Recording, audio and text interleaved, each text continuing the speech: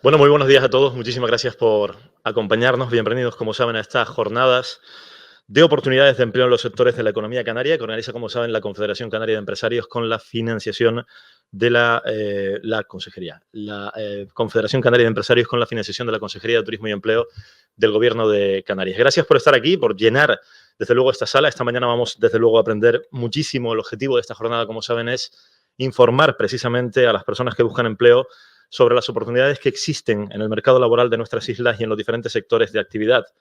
Nos van a acompañar en la mañana de hoy precisamente técnicos de empleo y representantes empresariales con los que vamos a dar respuesta a preguntas como qué perfiles se necesitan, qué cualificaciones se están demandando o cuáles son los perfiles de difícil cobertura. Precisamente, como saben, llevamos mucho tiempo escuchando en los diferentes medios de comunicación, por ejemplo, a muchos empresarios de diferentes sectores de la comunidad autónoma comentar que es muy difícil encontrar empleados para cubrir determinadas plazas.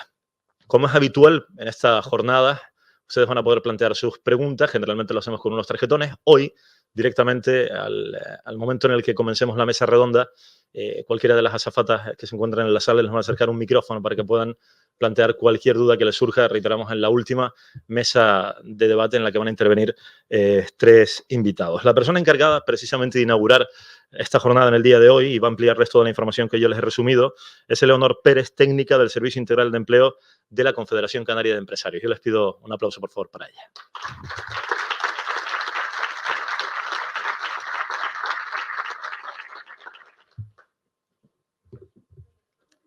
Creo que se me queda esto como un poco... ¿Hola? Sí. Bueno, buenos días a todos y a todas. Bienvenidos a estas jornadas de oportunidades de empleo en el sector de la economía canaria. Mi nombre, como ya había comentado Iván, es Eleonor Pérez y tengo el privilegio de representar a la Confederación Canaria de Empresarios. Quiero darles la bienvenida a este espacio tan inspirador como es el Museo de Elder de la Ciencia y la Tecnología, que nos parece el mejor escenario para hablar de los avances y los retos en el empleo. Como saben, estas jornadas están organizadas por el Servicio Integral de Empleo de la Confederación Canaria de Empresarios y ha sido posible a través de los fondos del CEPE, el Ministerio de Trabajo y Economía Social y el Gobierno de Canarias. Además, quiero extender mi gratitud a todos los ponentes y colaboradores cuya dedicación ha sido fundamental para la realización de este evento. Nos encontramos en un momento muy crucial en la economía de Canarias. La transformación digital, la evolución de los distintos sectores económicos presentan desafíos, pero también grandes oportunidades. Hoy nos reunimos para explorar esas oportunidades. Compartir conocimientos, construir puentes que faciliten el acceso al empleo en áreas estratégicas de nuestra región. Nuestro programa de hoy refleja la diversidad y la riqueza de los sectores económicos de Canarias. Empezaremos con la ponencia sobre la aplicación de la inteligencia artificial en la búsqueda del talento y los recursos humanos, presentada por Javier Santana Afonso, experto en tecnología y docente en inteligencia artificial. La inteligencia artificial no solamente está revolucionando cómo encontrar y gestionar el talento, sino también está redefiniendo las competencias, habilidades que se demandan en el mercado laboral. Seguidamente, Jaime Romero de Macaronesia Field, que en esta ocasión nos acompañará vía online, nos hablará sobre las oportunidades de empleo en el sector audiovisual.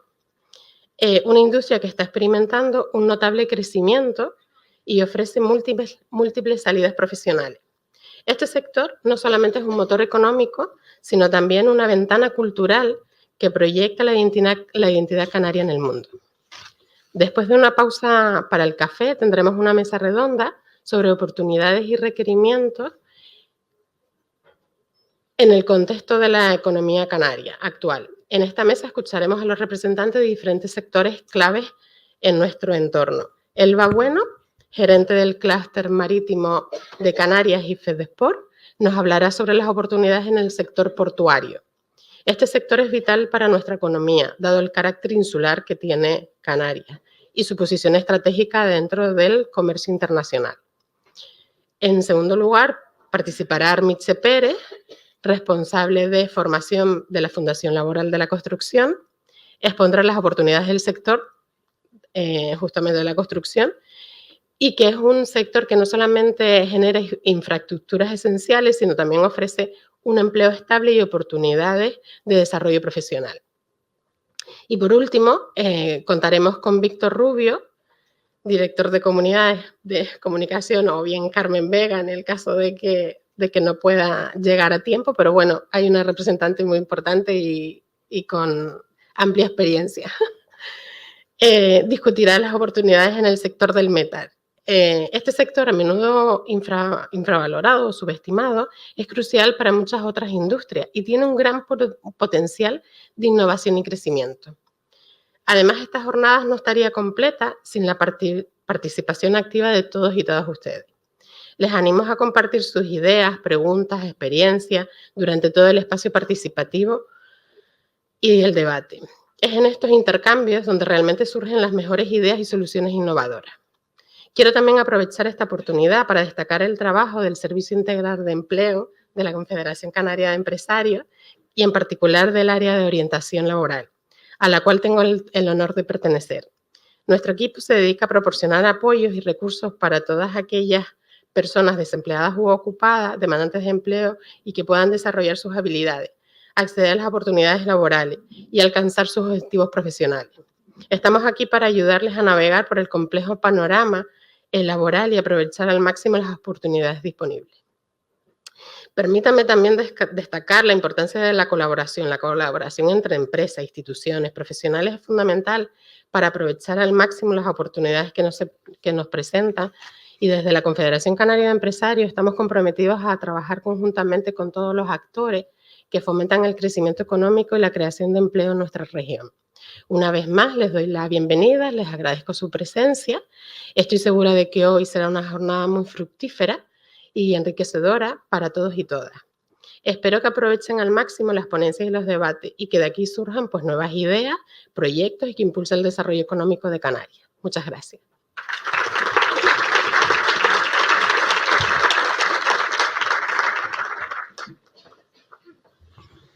Bueno, muchísimas gracias, Eleonor. La primera ponencia de la mañana lleva por título, como saben, la aplicación de la inteligencia artificial en la búsqueda de talento y los recursos humanos. Va a ser impartida por Javier Santana Afonso. Con una trayectoria enfocada en la transformación digital y la inteligencia artificial, su contribución precisamente como docente en universidad y escuelas de negocios se centra en potenciar el conocimiento en inteligencia artificial, analítica avanzada y Big Data. El compromiso de Javier Santana es dotar a los líderes empresariales actuales y futuros con las habilidades necesarias para navegar en la industria 4.0 a través de programas formativos que enfatizan la toma de decisiones basada en datos. En su rol actual combina su experiencia práctica con un profundo conocimiento teórico para facilitar la comprensión y aplicación de tecnologías emergentes en el ámbito empresarial. Vamos a dar un fuerte aplauso al señor Javier Santana.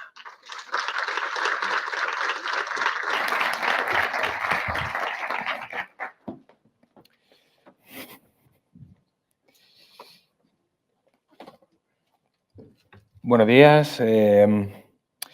Hoy vamos a voy a hablarles de cómo la IA, digamos, está redefiniendo todos los puestos de trabajo que conocemos hoy en día, ¿no? Es la primera vez en la historia que tenemos una tecnología tan potente y tan democratizada. Hasta ahora, las tecnologías estaban, digamos, tecnologías tan potentes, estaban, bueno, en núcleos de poder mucho más concentrados. Sin embargo, hoy todos podemos tener la inteligencia artificial más avanzada del mundo en nuestro móvil, ¿no? Sobre la presentación, digamos que es cierto, me dedico el 40% de mi tiempo, me dedico a formar a líderes actuales y futuros en todo lo que es el uso de la tecnología aplicada, no solo inteligencia artificial, sino bueno, pues todo lo que tiene que ver con sistemas de información empresarial y bueno, automatizaciones en su mayoría, ¿no? Porque una cosa sí que es importante, la inteligencia artificial no viene a sustituirnos. Y eso me gustaría dejarlo muy claro. No nos sustituye, lo que sí nos permite es arañar minutos a nuestros días y que, bueno, no solo seamos más productivos, sino que además tengamos tiempo para estar con los chiquillos, para hacer deporte, etcétera, ¿no? Vale.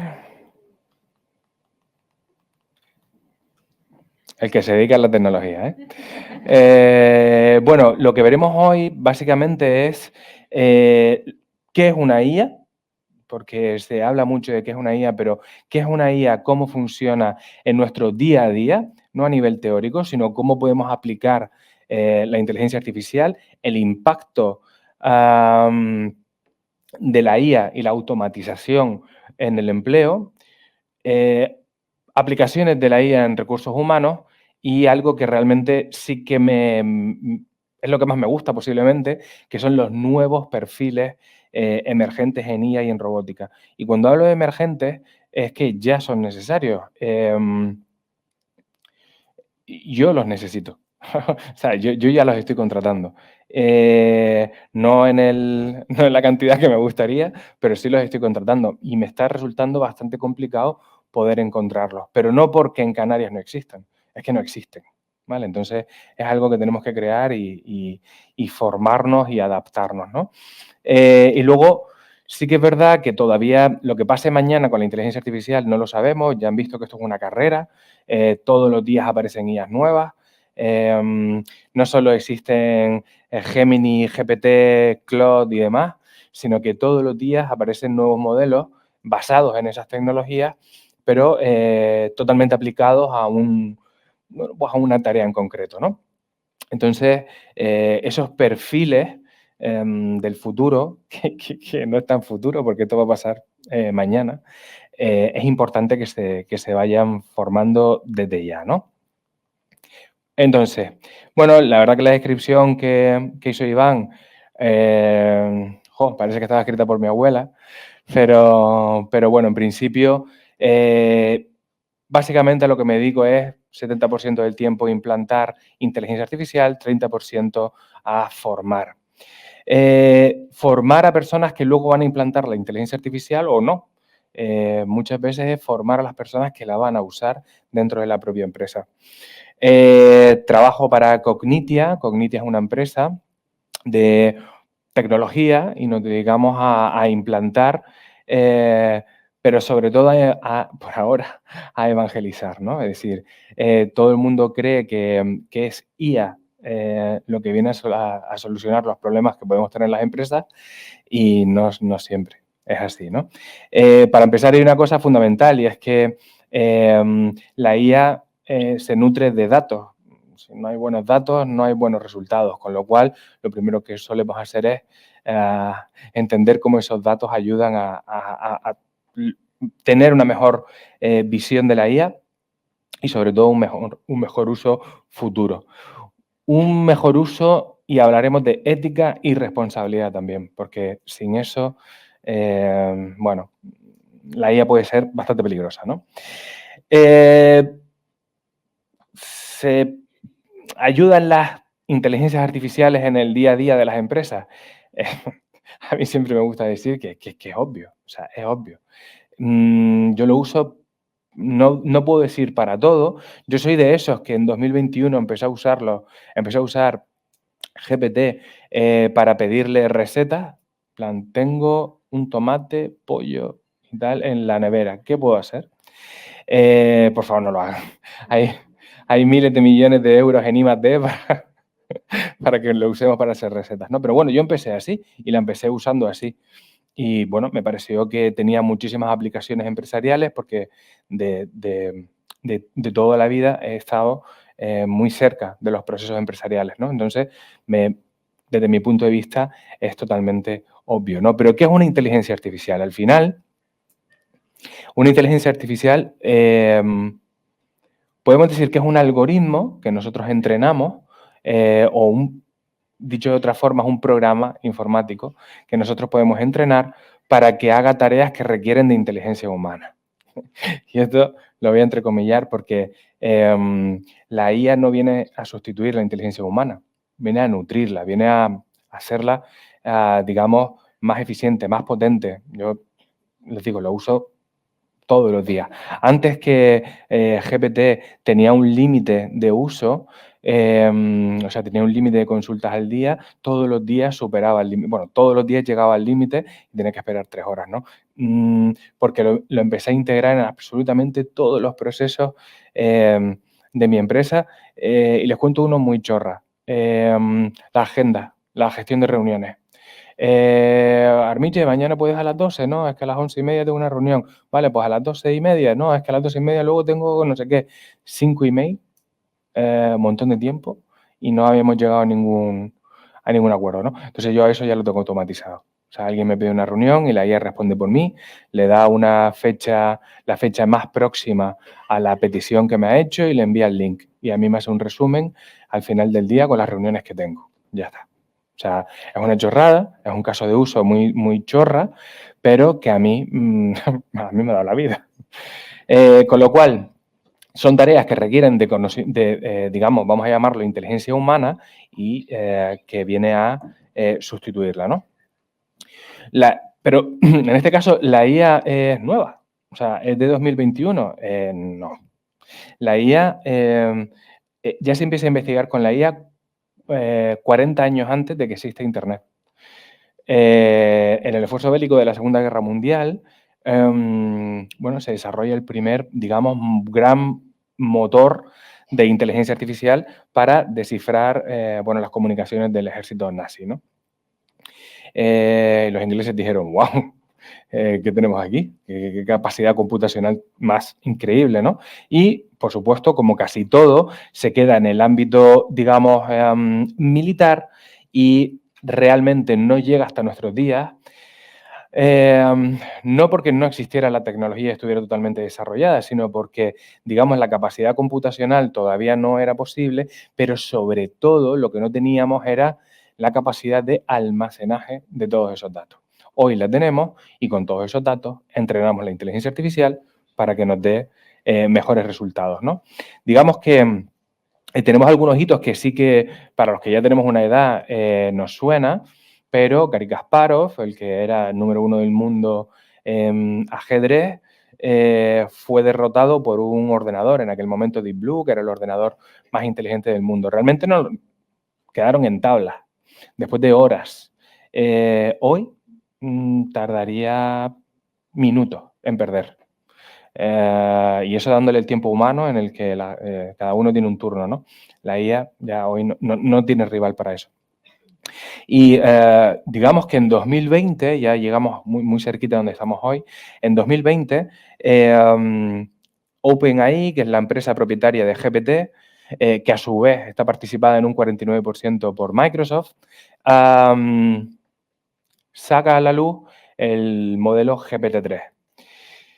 Este año sale el modelo GPT-5 y para que un poco tengan, digamos, una visión de la magnitud del entrenamiento, GPT-3 fue entrenado con 175.000 millones de parámetros.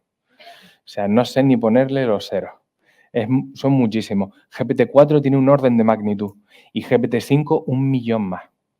Es decir, GPT-3, digamos que tenía el conocimiento de un humano de primaria en todas las áreas, GPT-4 de, digamos, una persona de bachillerato en todas las áreas y GPT-5 tendrá los conocimientos de doctorado en todas las áreas. Entonces, ya yo lo estoy deseando. Vale, tipos de IA. Básicamente tenemos dos. Está claro, ¿no? Una IA débil y una IA fuerte. Las IA débiles están centradas, digamos, en tareas mucho más genéricas y las IA fuertes en tareas concretas. Por ejemplo, reconocimiento de imágenes, de radiografías para la detección temprana de cáncer de no sé qué. ¿Vale? Muy, muy, muy concreto.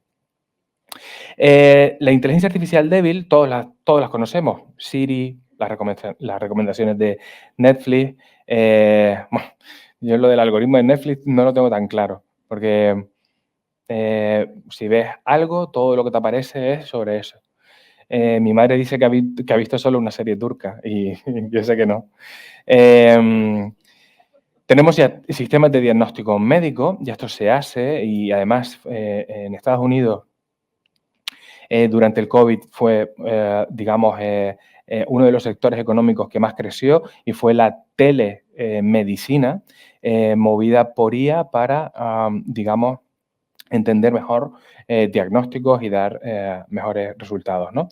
Los vehículos autónomos, es un cerebro de IA que entiende absolutamente todos los cientos de sensores que tiene el coche. Y por último, digamos que también lo tenemos en casa, los robots de limpieza. Un tip, no es el asunto del día, pero si tienen la Rumba o equivalente conectado a Internet, consejo del día, desconéctenlo de Internet. En otro momento les explicaré por qué, pero hay que desconectarlo, ¿vale? La inteligencia artificial fuerte, digamos que todavía es un concepto teórico. Y cuando se habla de concepto teórico, no es que no vaya a ocurrir, sino que no ha ocurrido todavía. Es decir, está diseñada para que realmente tenga inteligencia humana para tareas generalizadas. Es decir, que pueda realizar cualquier tarea intelectual, cualquiera. Y claro, cuando hablamos de cualquier tarea intelectual, digamos que aplicado a la robótica, podríamos tener robots con inteligencia artificial que cuidaran de personas dependientes, que hicieran todas las tareas del hogar, que nos cambiaran los neumáticos. Es decir, no es tan complejo. No es tan complejo lograrlo y de hecho, si han visto los robots de Boston Dynamics, si no lo han visto, búsquenlo porque llevan 40 años en robótica. Los primeros eran, bueno, eran poco más que un juguete y hoy en día hacen parkour, con lo cual es algo sorprendente. Digo parkour porque es posiblemente los movimientos más complejos que pueda realizar en coordinación cerebro y cuerpo, ¿no? Bueno, cosas que se puedan esperar de la inteligencia artificial fuerte, que gestione empresas. Tan fácil como eso. ¿Qué hacen las personas que están en la dirección general de las empresas? Pues tomar decisiones. Tomar decisiones, y si lo hacen bien, tomar decisiones basadas en datos. Si lo hacen mejor, serán sus datos. Si lo hacen aún mejor, serán los datos suyos, más los del entorno, más los de competidores, más los de estudios, análisis, etc. Eso es una cantidad de análisis de datos tremendo. Y además, luego, si ya son los requete directores, directoras generales, lo basan además en su experiencia. ¿Va a tener más conocimiento que una IA que tiene todo el conocimiento humano generado hasta el momento? No. ¿Lo podemos entrenar para que tenga toda esa experiencia a una inteligencia artificial? Sí. ¿Vale? Con lo cual, a lo mejor las decisiones empresariales empiezan a tomarse de forma, digamos, un poco más basada en datos y eso es algo que también veremos, que tenemos que un poco balancear, porque en las empresas trabajan las personas, ¿no? Y una máquina no debería tomar decisiones sobre las personas. Vale, si tenemos inteligencias artificiales fuertes y débiles y GPT, BART, Gemini son súper potentes, ¿dónde estarían? Pues todavía son inteligencias artificiales débiles. Todavía son muy débiles. Con muy débiles, a pesar de que lo que saben que ya hace, pues imagínense lo que va a poder ser GPT-5. De hecho, no la traje, pero en la presentación de GPT-5 decían, bueno, pusieron una imagen como muy esclarecedora del tamaño el aprendizaje de GPT-5, ¿no? GPT-3 lo ponían como un pescadito, GPT-4 como un delfín y GPT-5 como un tiburón ballena.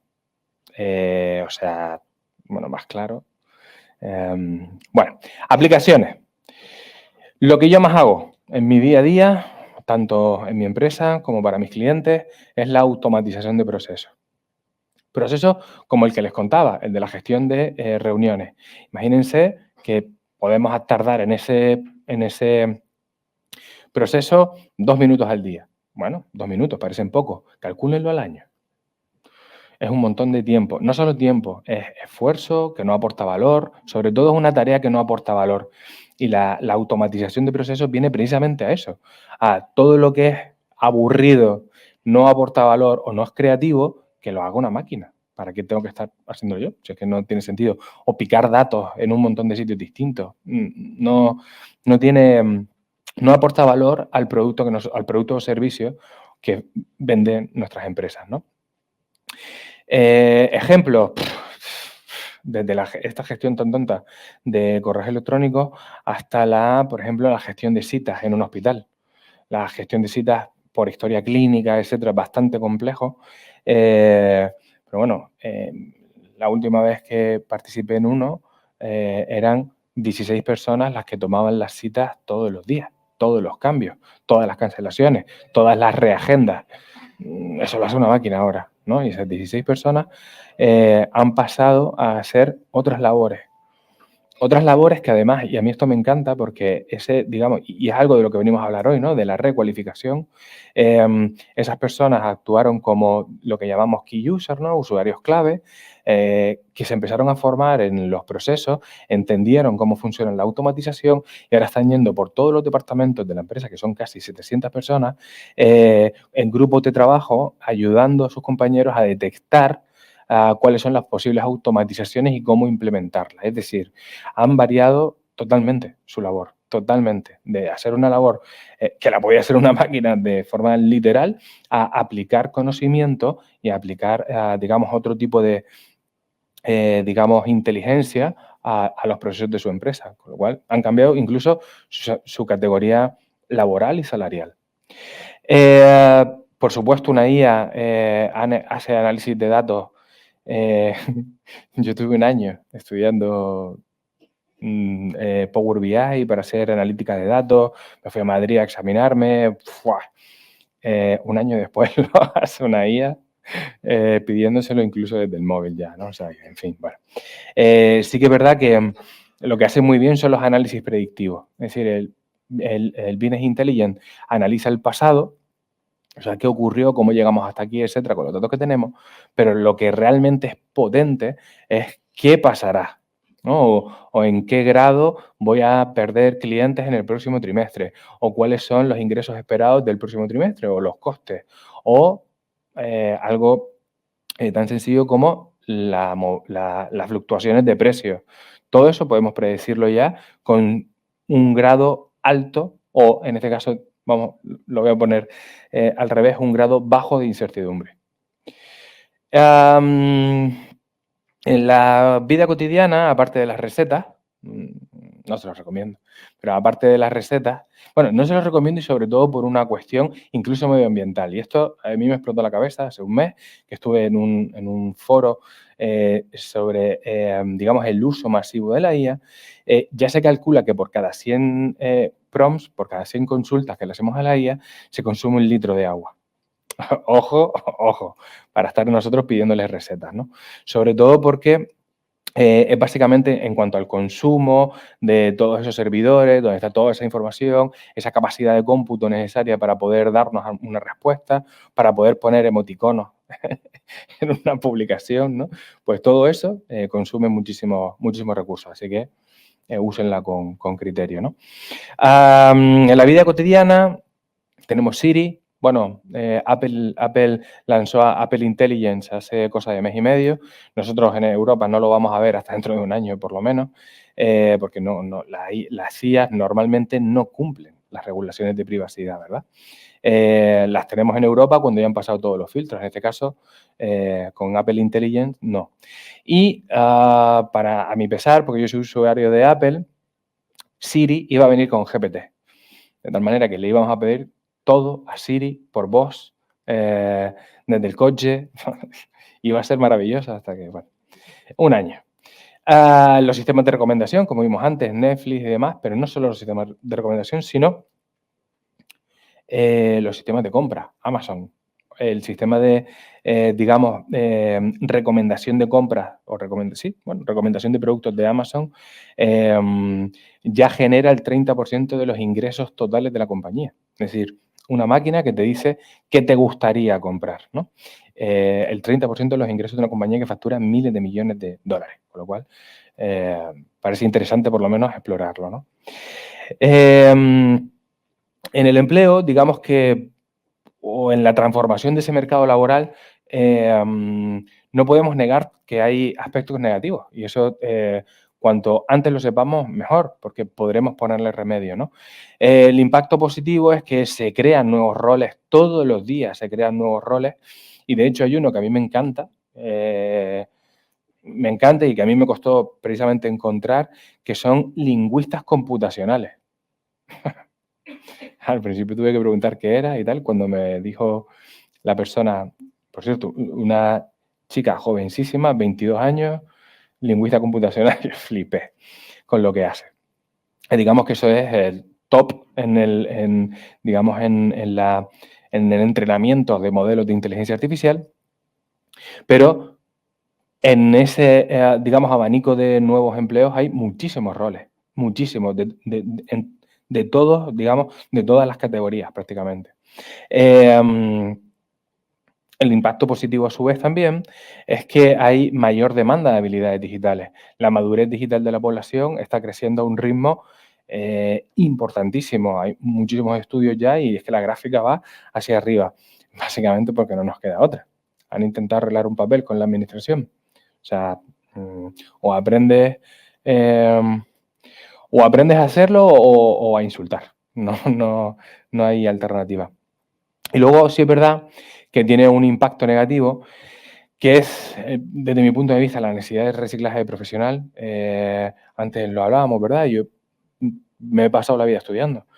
Una, porque me gusta, dos, porque lo necesito, pero es que ese reciclaje es totalmente necesario. Si no, no me podría dedicar a lo que me dedico. Tan sencillo como eso. Pero es que en cada puesto de trabajo, este nivel de tecnología que cada vez va a estar más implantado en las empresas, porque las empresas que no lo implanten estarán siendo un 30, un 40, un 50% menos eficientes, con lo cual ya es una necesidad empresarial. Todos vamos a tener que hacerlo.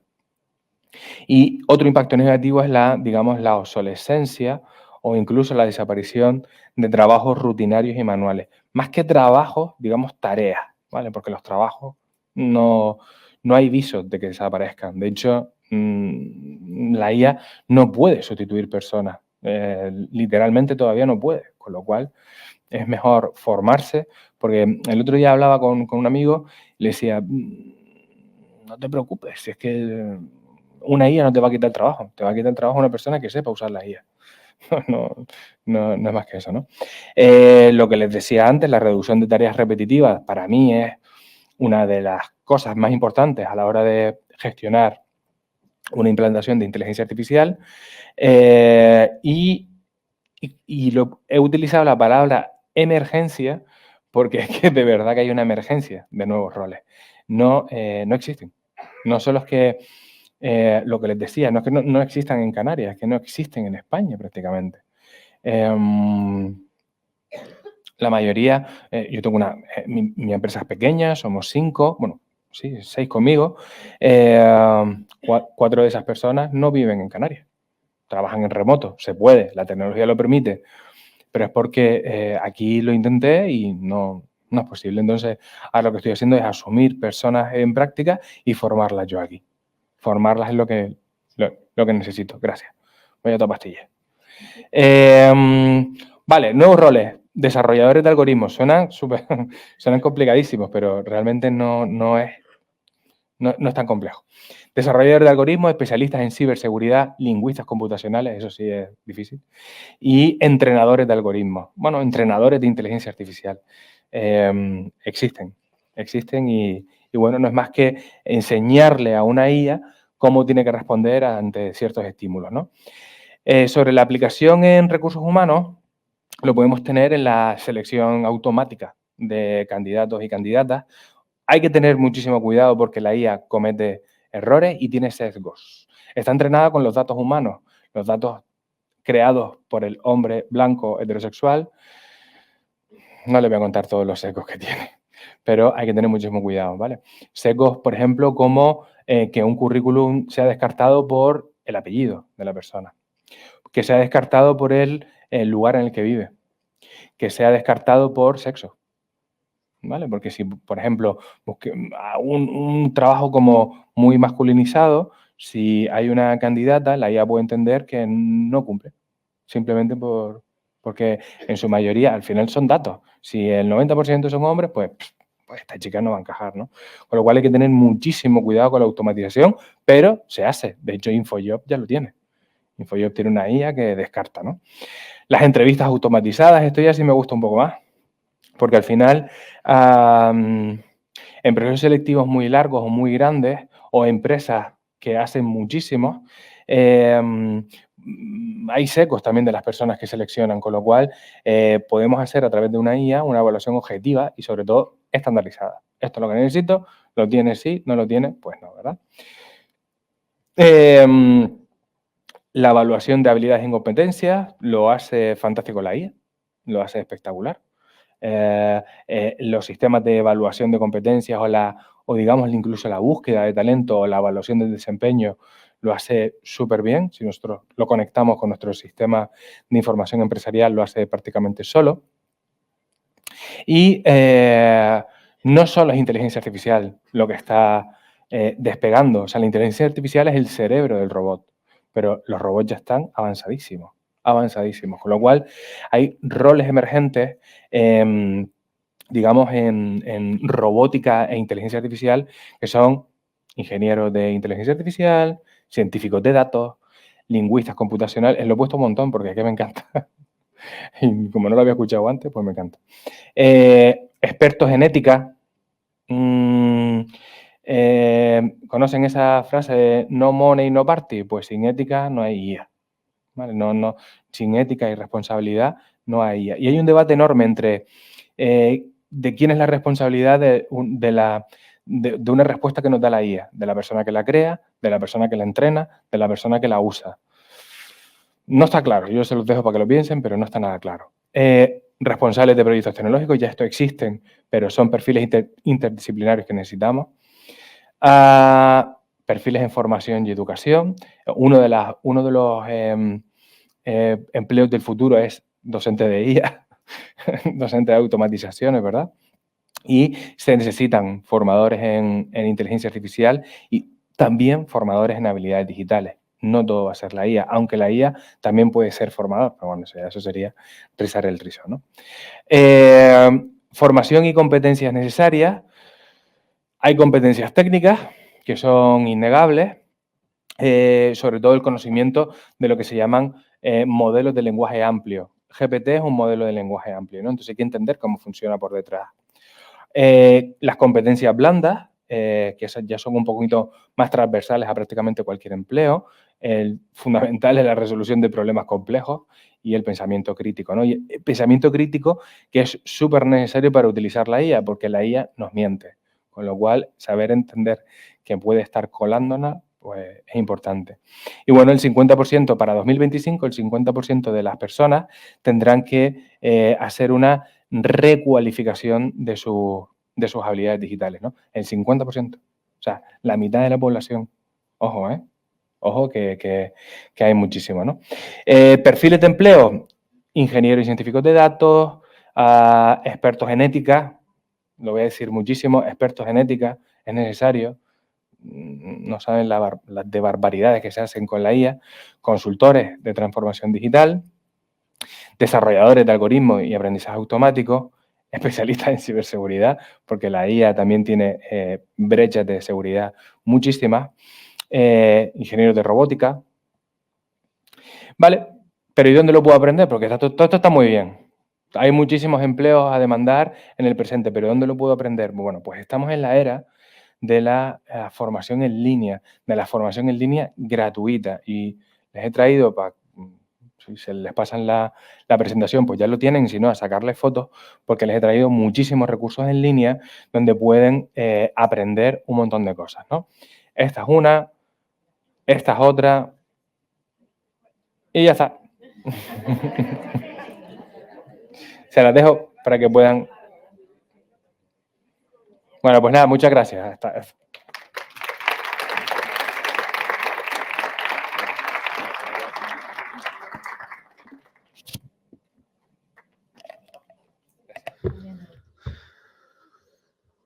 Gracias, Javier. Creo que hemos aprendido muchísimo. Estoy seguro que coincidirán conmigo en que, bueno, podríamos estar aquí con Javier toda la mañana hasta las 1 o 2 de la tarde aprendiendo de todo esto que al fin y al cabo vamos a poner en práctica de una manera u otra.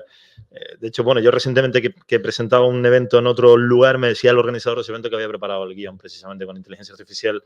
Y cuando empecé a leerlo, digo, tremenda locura, porque esto da la sensación de que lo ha escrito alguien y no precisamente una máquina, ¿no? Pero fue así tal cual. El trabajo que hacía alguien en un momento determinado, que espero que ese guionista desde luego esté, pues como decías, trabajando en otra cosa y no en casa, ¿no? Bueno, pues la segunda ponencia de la mañana versará sobre las oportunidades de empleo en el sector audiovisual y será impartida por Jaime Romero. Jaime Romero Cerdá ha centrado su desarrollo profesional en la planificación y apoyo estratégico de gestión empresarial, tanto en entidades privadas como públicas en Cataluña y en nuestras islas. Como consultor independiente realizó trabajos de asesoramiento dentro del área de proyectos para la delegación en Canarias de la Cámara de Comercio Americana y para The Climate Project Spain. Ha sido gerente del Clúster Canarias Excelencia Tecnológica, asesor del Círculo de Empresarios de Gran Canaria y miembro del Consejo Asesor de la Cámara de Comercio Americana, cargos que abandonó para incorporarse a la actividad política en el Ayuntamiento de Las Palmas de Gran Canaria, asumiendo la Concejalía del Área de Empleo, Bienestar Social e Igualdad, con competencias en empleo, asuntos sociales, juventud, desarrollo económico, pymes, mercados, venta ambulante y consumo. En su regreso a la actividad privada funda Macaronesia Films, empresa canaria líder en servicios de producción audiovisual y alquiler de material especializado con un fuerte desarrollo industrial que da soporte a proyectos de cine, publicidad y televisión. Adelante, señor Romero, cuando quiera. Lo tenemos online. Bueno, buenos días. Buenos días. Antes que nada quería disculparme porque mi intención desde el principio era estar presencialmente con todos ustedes, pero este sector es como es, este sector es absolutamente impredecible.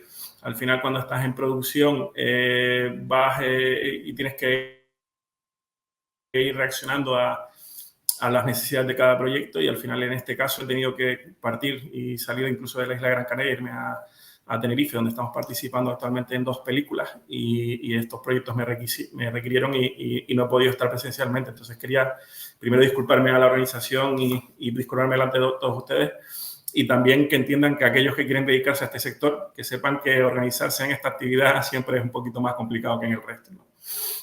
A partir de ahí sí quería empezar hablando de que el sector audiovisual y Canarias, ¿no?, es un claro ejemplo de éxito en lo que tiene que ver con el apoyo a la diversificación económica y en el desarrollo de nuevas industrias. Hace aproximadamente 15 años, el gobierno de Canarias determinó el sector audiovisual como sector estratégico.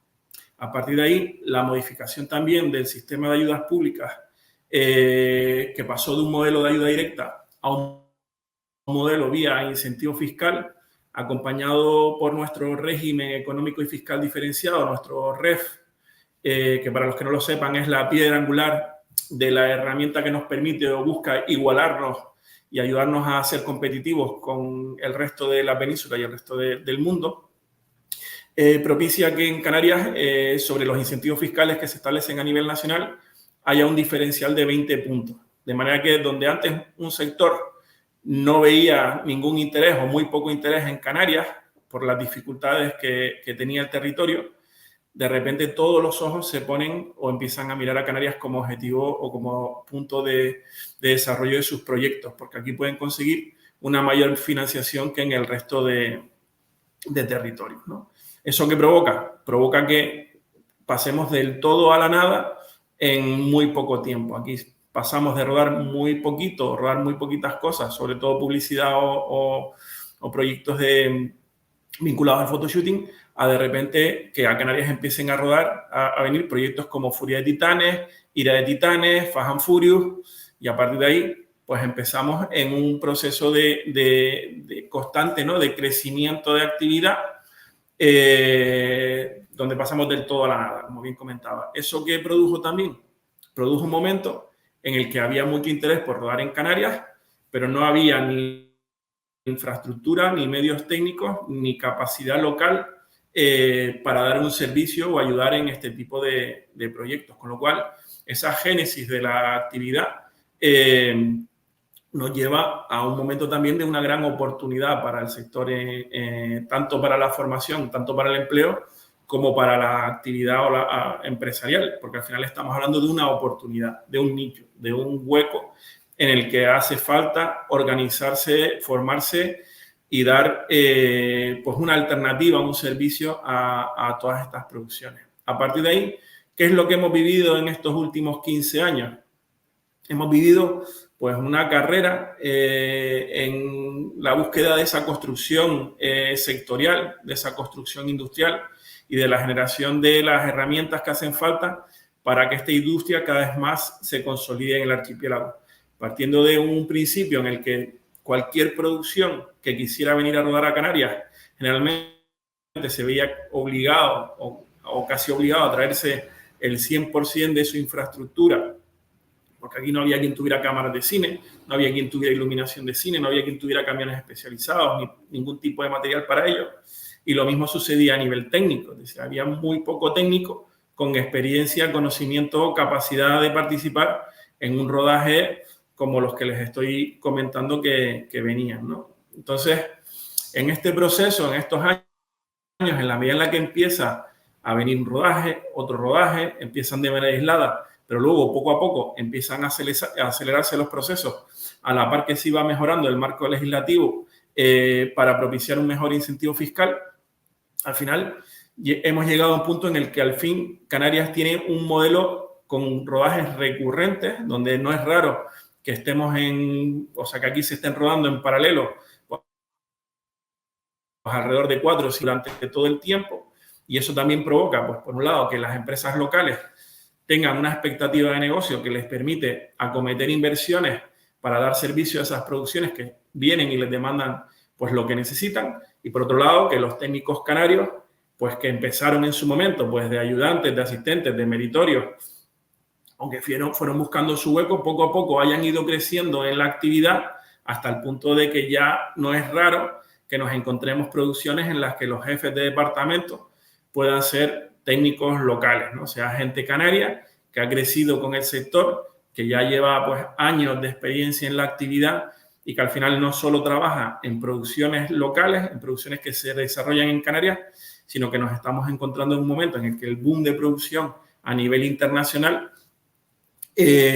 hace que estos propios técnicos son referentes no solo aquí, sino fuera, y acaben incluso participando en proyectos que se desarrollan fuera de nuestras fronteras.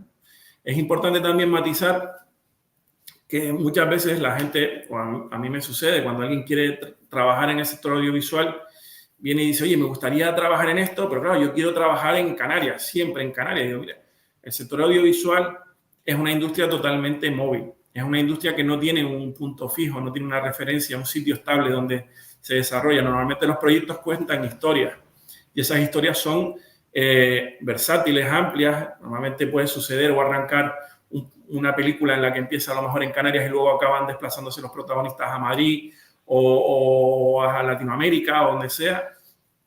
Y normalmente, pues lógicamente, los equipos se desplazan con esos proyectos. Es decir, un proyecto es raro que cambie a un jefe eléctrico, a un responsable de un departamento, cuando tiene que moverse a otro destino. Y si la historia lo exige, pues lógicamente esos desplazamientos se hacen. Con lo cual, cuando alguien se plantea el futuro y quiero y decido que mi idea es dedicarme al audiovisual vinculado sobre todo al cine, tengo que ser consciente de que es una actividad profesional que exige movilidad permanente, que vas a estar toda tu vida pues viajando, conociendo nuevos sitios, nuevos destinos, y al final la vida se hace alrededor de la familia que está vinculada al cine. Son círculos de amistades, de compañeros que van compartiendo proyecto a proyecto, y así pues van avanzando en su profesión, ¿no?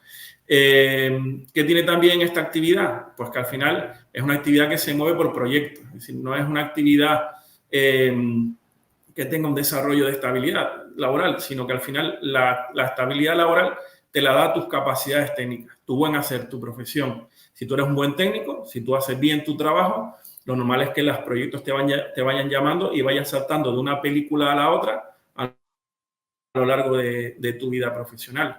Pero sí es cierto que al final siempre hay una movilidad no solo geográfica, sino también de actividad vía proyecto, porque las productoras no están permanentemente rodando. Es raro que una productora ruede muchos proyectos al año. Al final siempre vas cambiando de productora en productora, aunque te mueves con equipos que te conocen y que te acaban arrastrando, ¿no?, a sus proyectos.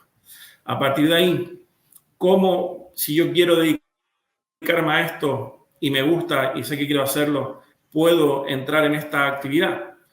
Actualmente en Canarias, gracias a Dios y gracias al esfuerzo que se está haciendo en la construcción de esta industria, ya hay centros especializados que están dando formación acorde a las necesidades de nuestra industria, ¿no? Nos encontramos, por ejemplo, en Gran Canaria con el Instituto de Cine de Canarias, que es una referencia y es una herramienta esencial que está provocando que mucha gente joven esté incorporando. Nos encontramos con la Universidad del Atlántico Medio, que también tiene un grado de cine. Nos encontramos con centros de formación profesional, como puede ser el Felo Monzón en Gran Canaria o el César Manrique en Tenerife, que también están formando a técnicos y dándoles capacidad y herramientas para afrontar esta actividad, ¿no? A partir de ahí, si yo desarrollo mi formación, tenemos que tener en cuenta que esta es una actividad de oficio. O sea, que independientemente de la teoría, independientemente de todo lo que yo pueda estudiar o todo lo que yo pueda entender y aprender en un ciclo formativo, lo esencial aquí es la práctica. Lo esencial aquí es unir esa teoría a la práctica, participar en rodajes, intentar insertarme en la rueda de técnicos para que me conozcan, para que vean mis habilidades, para que aprender y adquirir experiencias y formas de trabajar que después me puedan permitir crecer. Al final, de alguna manera es lo que hablábamos, esto es una actividad de oficio. Es decir, si yo tengo que dedicarme a construir decorados, es como un aprendiz de carpintero que al principio empieza clavando los clavos de las maderas y al final acaba haciendo pues toda la construcción del decorado. Lo mismo pasa pues con los diferentes ámbitos de técnicos de maquillaje, de vestuario, de iluminación, de cámara. Es decir, necesitas participar de la actividad, necesitas formarte teóricamente, pero necesitas también participar de los rodajes, aprender y estar permanentemente en rodajes para que ese oficio lo vayas adquiriendo poco a poco con tu experiencia y te ayude en el desarrollo de tu actividad, ¿no? Junto con eso, yo creo que es esencial y también está jugando un papel fundamental el hecho de que el gobierno de Canarias haya tomado la decisión también de apostar por esta industria, no solo apoyando los incentivos fiscales que vienen por parte del gobierno de España, sino también impulsando un modelo de ayudas públicas. ¿Por qué? Porque ese modelo de ayudas públicas está provocando que en Canarias se ayude o se propicie el rodaje de cortos, el rodaje de proyectos de mediometraje, rodajes de proyectos pues más locales, pero que son una buena cantera o son una buena fórmula para que los técnicos de aquí, que todavía no pueden adquirir esa experiencia porque no pueden dar el salto directamente de la nada a una producción nacional, tengan una fórmula de ir haciendo currículum, de ir haciendo experiencia y que esa experiencia después les sirva para dar el salto a la producción nacional o la producción internacional. Entonces, esa apuesta pública, esa apuesta del gobierno de Canarias está posibilitando que cada vez más haya en Canarias productoras que estén levantando sus propios proyectos que se están viendo no solo en Canarias, sino que también están participando de festivales nacionales e internacionales y que incluso están ganando bastantes premios. A partir de ahí, y junto con todo esto, lo que yo les recomiendo, básicamente, si les gusta esto, es que sepan que la vida les va a exigir mucho a nivel profesional, porque es una profesión que es muy, muy absorbente. Al final, nosotros en una jornada normal de trabajo, en una actividad de cine, son 10 horas de trabajo más una de comida, 11 horas fuera de casa en un set rodando. Si vamos a hablar de publicidad, las jornadas se pueden alargar incluso más tiempo. Y eso durante periodos, por ejemplo, una película o una serie puedes estar perfectamente rodando durante 6 semanas, 8 semanas, 10 semanas. Es decir, al final, esa producción, esa actividad se acaba convirtiendo en tu familia y en tu modo de vida, ¿no? Yo quería, bueno, también, junto con todo esto, explicarles, ¿no?, un poco el devenir de nuestra propia actividad como empresa y cómo nosotros estamos buscando ayudar a que la gente se pueda insertar en el mercado laboral. Nosotros como Macaronesia buscamos o tenemos acuerdos y convenios con los diferentes centros de formación que mencioné y estamos permanentemente propiciando que alumnos vengan en prácticas para intentar provocar que entren en esa rueda, que se conozcan, que los conozcan y que les den un camino para poder insertarse laboralmente. Ese modelo, pues a nosotros nos está funcionando y tenemos de hecho varios otros en práctica y que gracias a eso pues están o a día de hoy o ya desarrollando su actividad profesional de manera freelance con mucho éxito o incluso integrados en nuestra estructura, ¿no? Por último, y para que se hagan una idea un poco más amplia de qué es lo que nosotros hacemos o en qué consiste un rodaje, les he preparado un pequeño vídeo que les hará, pues, por lo menos hacerse una idea de en qué consiste la actividad de rodaje, ¿no? Voy a ver si...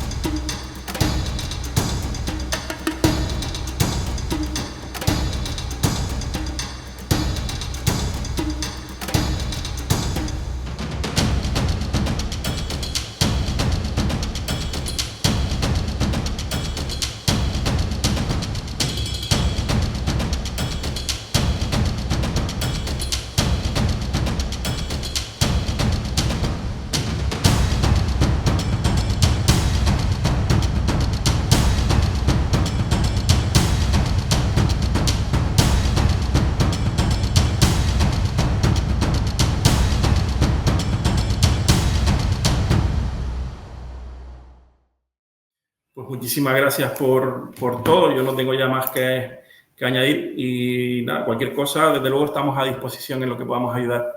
Muchísimas gracias. Gracias, buen día, Jaime. Buen día. Vamos a hacer un... En este momento son las 11 menos 2 minutos de la mañana.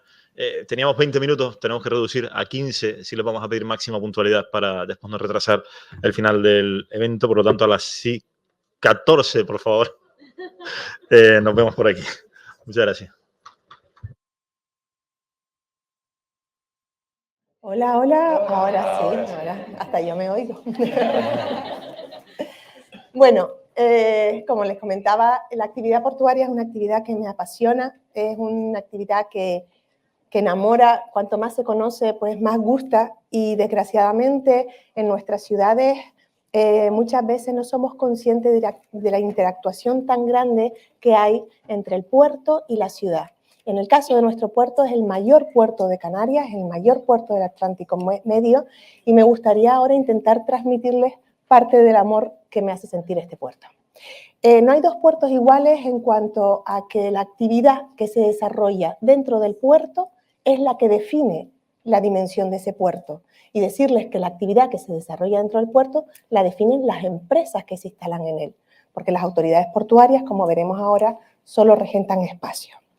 Y entonces vamos a empezar, porque lo que me gustaría a mí darles a ustedes son ciertos tips de qué es lo que pueden encontrar y en dónde podrían trabajar. Estamos hablando de la Autoridad Portuaria de Las Palmas.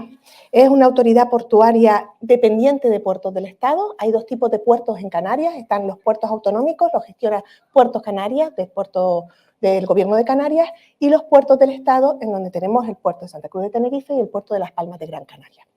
Entonces, en la Autoridad Portuaria de Las Palmas tenemos que gestionar 5 puertos: el Puerto de la Luz, el Puerto de Salinetas, Arinaga, Los Mármoles, Puerto del Rosario y el mayor puerto deportivo de Canarias, el Muelle Deportivo. ¿Vale? Bueno, su labor, como les estaba comentando, es la de gestionar los recursos, gestiona los espacios internos.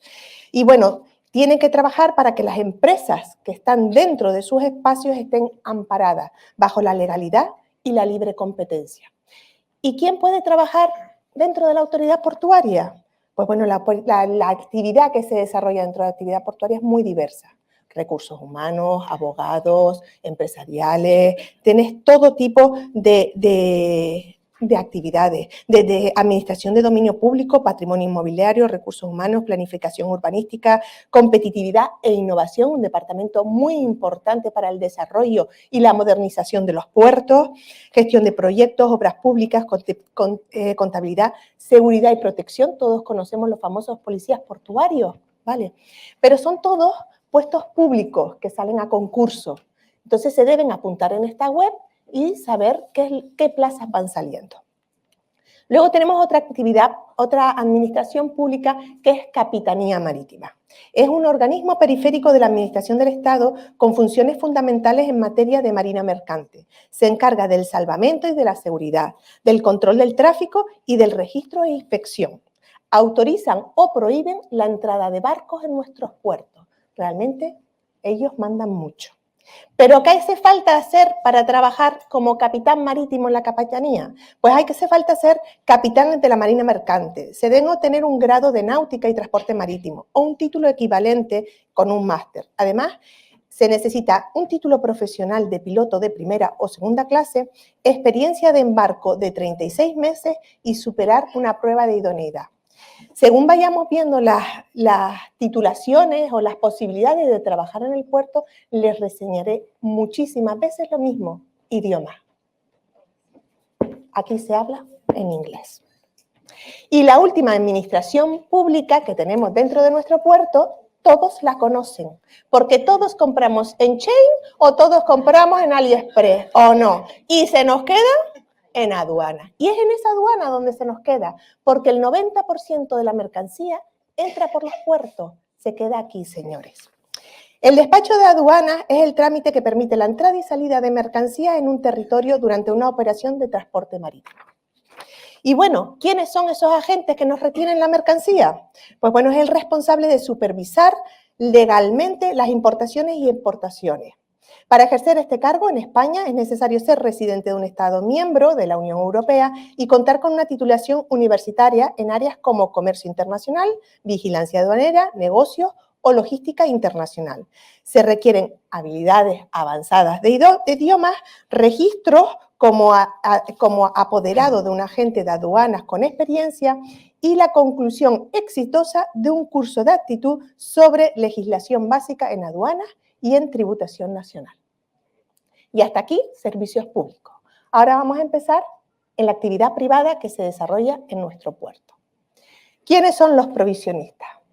Los provisionistas son estas empresas que se dedican a suministrar a los barcos todo lo que necesiten, todo lo que sea necesario.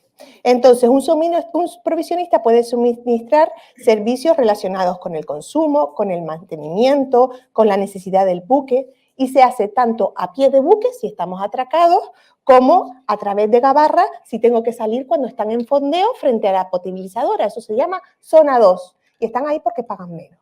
Ya está. ¿Y qué hace falta para ser provisionista? Pues bueno, un título superior de técnico en transporte y logística, marketing y comunicación, ventas en espacios comerciales, comercio internacional e inglés. Mucho inglés. El bunkering. ¿Qué es el bunkering? El bunkering es esa actividad que hacemos en este puerto. Estamos entre el primero y el segundo de España, luchamos siempre con Algeciras, y es el suministro de combustible fuel que se hace en este puerto. ¿Vale? Somos la gasolinera del Atlántico Medio y esa es la cruel realidad, ¿vale? Pero es una actividad muy, muy importante en nuestro puerto. Hay dos tipos de suministro. Igual que antes, suministro en puerto, en dique, que es un poquito más caro, y suministro en gabarra, que se hace en zona 2, mediante unos barcos especiales que suministran fuel. Antes también se suministraba agua, pero con las modernidades todos los barcos vienen ya con su potabilizadora y ya eso no se hace. Entonces, ¿qué lleva esta actividad? Es una actividad que genera muchísimo empleo, es una actividad muy interesante, muy concienciada con el medio ambiente. Acabamos de hacer el mes pasado un simulacro muy importante en donde se involucró todas las administraciones públicas relacionadas y aquí hay un trabajo de calidad muy bien remunerado y de ámbito internacional, porque todas las empresas que están trabajando aquí son empresas internacionales. ¿Y qué necesito para trabajar en este sector? Pues ser un técnico de mantenimiento de control de maquinaria de buques y embarcaciones, un técnico de instalaciones eléctricas o automáticas, un técnico de instalación de telecomunicaciones también. En concreto, comentarles que la Sociedad de Promoción Económica de Gran Canaria hizo hace 2 años un curso muy interesante con Minerva Bunkering para poder atraer a jóvenes y formarlos para que trabajaran en este sector. Pero necesitamos un buen nivel de inglés. El consignatario. Esta es la repera limonera, porque este es el que dice quién se lleva el gato al agua. El consignatario es la empresa que es la representante del armador, del dueño del barco en el puerto, con lo cual es quien comunica a la Policía de Fronteras, a Sanidad Exterior, quien coordina cualquier cosa que pase dentro del puerto con el armador. Entonces, el consignatario, cuando viene aquí, es quien dice qué va a hacer ese barco. Si el provisionista entra a provisionar el barco, muchas veces los consignatarios también son provisionistas, tienen el negocio ahí doble, ¿vale? Si se va a reparar, qué es lo que va a hacer el barco, qué tipo de reparación, si va a ser bunkering, también es el consignatario quien gestiona todo eso. Y luego lo paquetiza y le informa al puerto de lo que venía a hacer y de lo que finalmente ha hecho. Y conforme a eso, se factura, ¿vale? ¿Qué me hace falta para ser un consignatario? Pues debo ser un técnico en transporte marítimo, logística, comercio internacional, marketing, gestiones de ventas y espacios comerciales. Últimamente, los consignatarios están yendo a buscar a gente directamente en la Facultad de Traducción e Intérprete. Solo requieren inglés, algún otro idioma interesante, pero un buen nivel de inglés. Y ellos te preparan en todo lo demás. También la SPE ha hecho, lo tienen ahí, 2 años consecutivos con la empresa Alpha Ship, ¿vale? Una formación específica. La edición anterior hubo un 80% de empleabilidad con esta formación, ¿vale? Y bueno, está repitiéndose este año nuevamente por el éxito tan grande que tuvo. Y bueno, y ahora no voy a decir que mi favo, pero bueno, puedo decirlo así entre nosotros y en confianza, la reparación naval. La reparación naval se instaura en nuestro puerto con Cristóbal Colón en 1492. Se reparan las primeras naves que Colón lleva para el descubrimiento de América. Y eso no lo digo yo, eso está en una imagen en la Plaza de España de Sevilla para la exposición que se hizo en aquel entonces. El puerto de Las Palmas empieza por la reparación naval. Y empezó con Cristóbal Colón y hasta el día de hoy, porque es una de las actividades más importantes y ustedes lo ven todos los días con todos los barcos que entran y las plataformas de oil and gas. Bueno, decir de este sector que es un sector con tendencia a la innovación, es un sector con muchas ganas de hacer cosas nuevas, con ambición de digitalizarse y bueno, y pues ahora mismo tienen el reto de mantener un alto standing con todo el oil and gas. Ya llevamos más de 15 o 18 años con las plataformas que han cambiado todo nuestro horizonte en el puerto y luego ahora están ante el reto de las renovables marinas, que será la actividad que ellos pues, más interesados están en desarrollar en los próximos años. En cuanto a las renovables marinas, es un reto muy importante en el que también les aconsejo que se fijen. Todo el sector de las renovables se va al mar. Somos islas muy pequeñas con muy poco territorio y con una gran necesidad de salir de la dependencia de la central térmica que tenemos en el sur de esta isla. Solo tenemos un 20% de energía renovable. Tenemos que aumentarlo y nuestro espacio está en el mar. Los aerogeneradores irán al mar, pero la solar también se irá al mar flotante.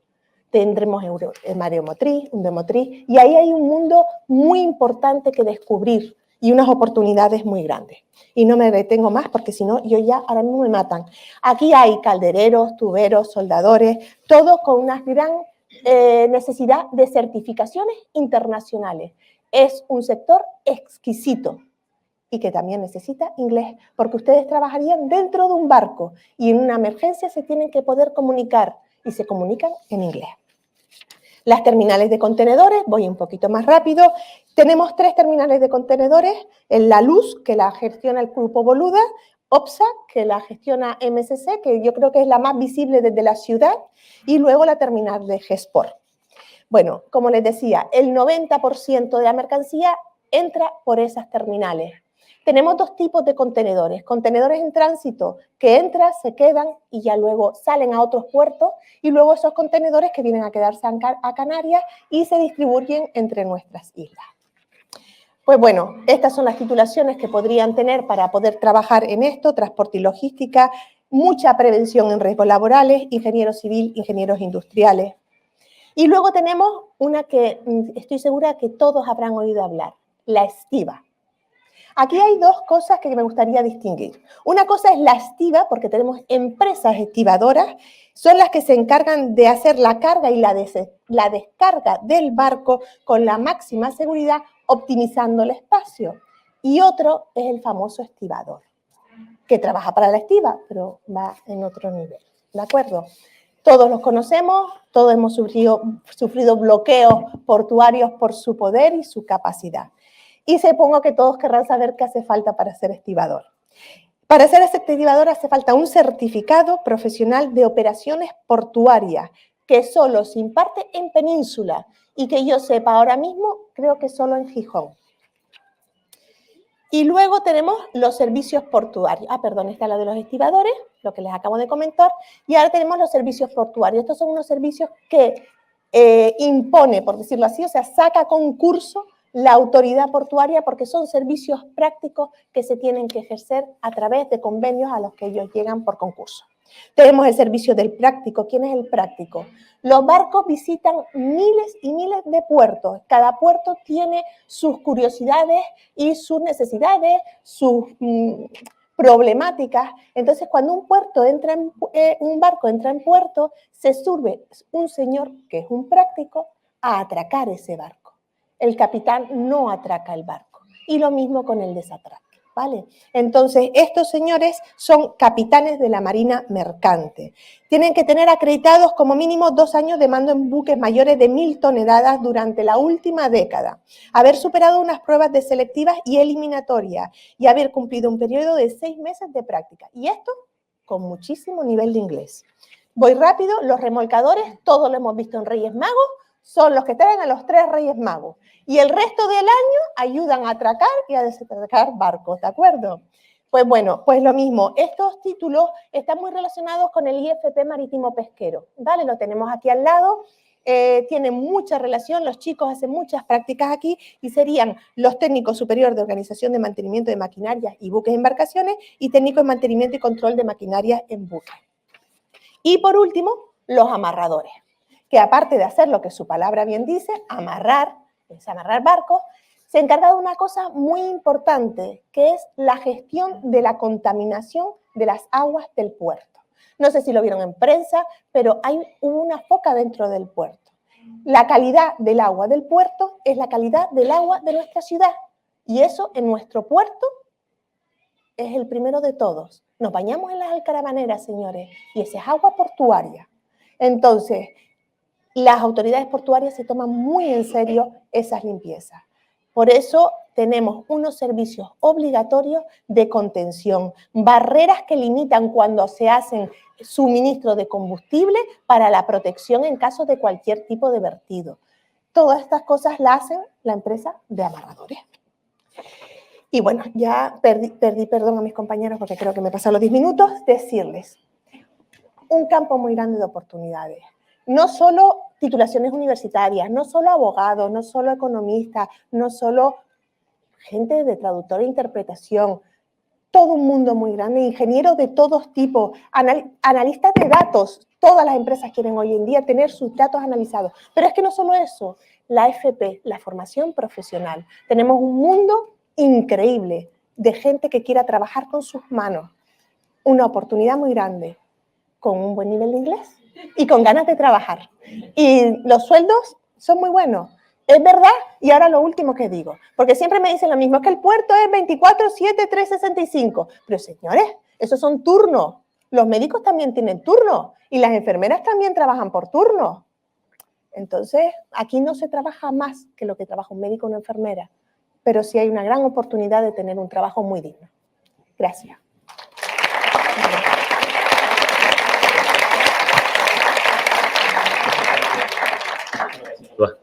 Bueno, necesitamos desde luego mucho más de 10 minutos para introducirnos en el puerto. Muy grande, no, digo, no, al contrario. Digo que necesitamos desde luego mucho más porque resulta muy interesante saber todo lo que se mueve ahí en un lugar tan cercano y tan importante desde luego para esta ciudad. Pues vamos a por Armiche Pérez, que es licenciado en Pedagogía, cuenta con un máster en formación de formadores, tiene una amplia experiencia en el diseño, gestión y desarrollo de diferentes proyectos de formación y empleo para la mejora de la cualificación profesional en el sector de la construcción. Tenemos 10 minutos, Armiche, igualmente, y muchísimas gracias por acompañarnos. Gracias a ti. Bueno, buenos días a todos y a todas. Gracias por la oportunidad a la Confederación Canaria de Empresarios para hablar del sector. Estoy esperando a que me pongan la presentación, no sé si... Vale. ¿Se me escucha? Vale. Voy a intentar ir breve porque disponemos de poco tiempo y para dejar también tiempo a que Víctor pueda hablar. Básicamente centraré las cosas que les voy a contar en una contextualización muy breve de la transformación que está produciéndose en el sector de la construcción para seguidamente hablar de los retos de cualificación profesional a los que nos enfrentamos y de las oportunidades de empleo que hay. Simplemente por contextualizar, pues hay un compromiso europeo de descarbonización de la economía que implica una serie de objetivos de cara al año 2030 de temas de eficiencia energética, de energías renovables, etcétera, que son de vital importancia, que hay que cumplir y que atañen muy especialmente al sector de la construcción, ya que el 40% de las emisiones de CO2 de la Unión Europea son propiciadas por el sector de la construcción. Entonces nos encontramos ante un paradigma de que tenemos que cambiar el sector, tenemos que construir de manera diferente, con lo cual tenemos que adquirir nuevas competencias. ¿Qué cambios se producen en el sector? Por un lado, el tema de la digitalización del sector. El sector de la construcción es un sector que tradicionalmente, no está digitalizado, mucho trabajo manual, artesano, etcétera. Entonces se está produciendo un cambio incorporando tecnologías digitales como un elemento clave para, como comentaban esta mañana, aumentar la competitividad, la eficiencia energética y la productividad de las empresas del sector. Tecnologías como la metodología BIM, la inteligencia artificial, la realidad virtual o incluso la impresión 3D, con la cual podemos construir una vivienda, un edificio, a través de una impresora 3D adaptada. Entonces, son cosas que no existían, que se están implementando y para las cuales nos tendremos que cualificar porque necesitaremos operarios que utilicen esas máquinas o expertos que manejen la metodología BIM, que nos detecten pues, fallos en el edificio o cómo tenemos que hacer el diseño para que sea más eficiente energéticamente, etc. Aparejado a eso, hay una cuestión de cualificación y recualificación profesional porque se sigue haciendo trabajo manual y va a ser necesario seguir haciendo trabajo manual, pero aplicando técnicas y productos, en muchos casos, perdón, me cayó el micrófono, me lo coloco rápido, en muchos casos diferentes a los que utilizábamos antiguamente. Por lo tanto, es importante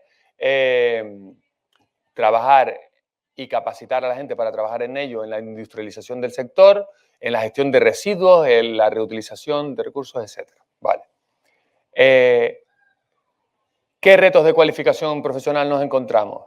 Pues nos hacemos la pregunta, como pone ahí, de si realmente la población trabajadora está preparada para asumir eso. Y nos encontramos con dos aspectos fundamentales. Primero, que lo explicaré un poco más en la siguiente diapositiva, hay necesidad de mano de obra en el sector de la construcción, con lo cual tenemos que trabajar la cualificación tanto de jóvenes que se incorporen al sector como de mujeres, que tenemos una tasa muy baja de mujeres en el sector de la construcción, como de inmigrantes que llegan en situación regular para trabajar y también hay que cualificarlos en estos oficios y profesiones, como la recualificación de la gente que ya está dentro del sector o que en su momento estuvo en el sector, cambió de sector después de la crisis, se quiere reincorporar y las cosas han cambiado de cómo las conocían ellos. Por lo tanto, hay que trabajar ahí y lo trabajamos con formación.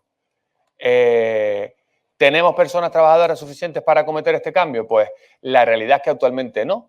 Por el envejecimiento no hay relevo generacional, el envejecimiento de la población que ha estado trabajando en el sector de la construcción. Piensen, como pone ahí, que solo un 9% de los trabajadores del sector son menores de 29 años, con lo cual es necesario que entre gente a trabajar en el sector.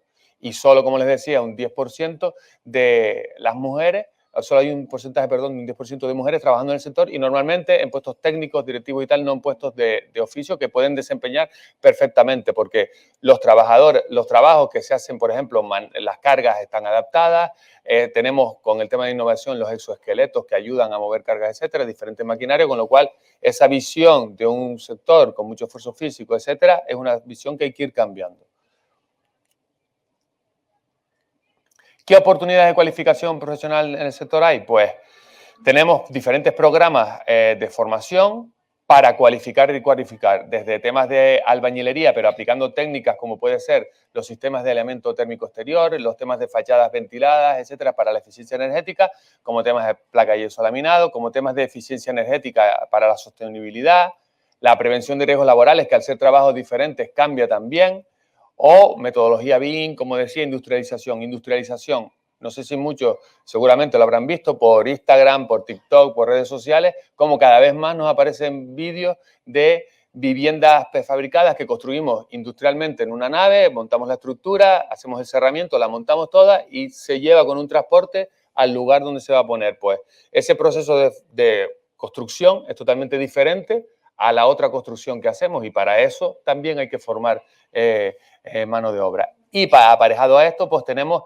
la acreditación de la experiencia. Hay gente que ha ido adquiriendo experiencia y se ha ido formando y, en consecuencia, puede aprovechar eso para tener una cualificación profesional que le permita trabajar en el sector.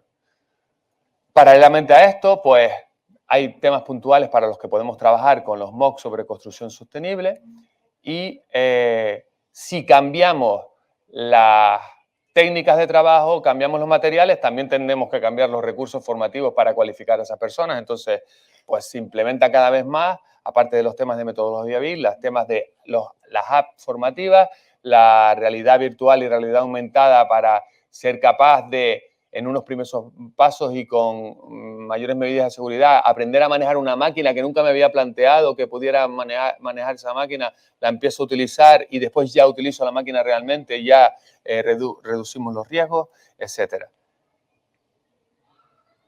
Hay que atraer, decía que había que atraer talento joven al sector y en ese camino la Fundación está desarrollando diferentes iniciativas, como puede ser el programa de Generación Cambio, donde a través de nuestra red de orientadores trabajamos para que las personas descubran su vocación, muchas veces a través de aficiones que tenemos, nos damos cuenta cuando estamos con un orientador laboral de, oye, pues podría aplicar esto que se me da bien, que me gusta y tal, a que realmente sea mi profesión y puede estar en el sector de la construcción. Como programas también como Sionitia, donde estamos llevando a institutos, a estas personas que están, a estos alumnos que están en tercero, cuarto de la ESO, etcétera, donde muchas veces no tienen muy claro qué podrían estudiar, pues que descubran ese sector diferente que no es el que conocían por sus abuelos, que es un sector diferente al que conocían, como decía, y que les ofrece muchas oportunidades de empleo.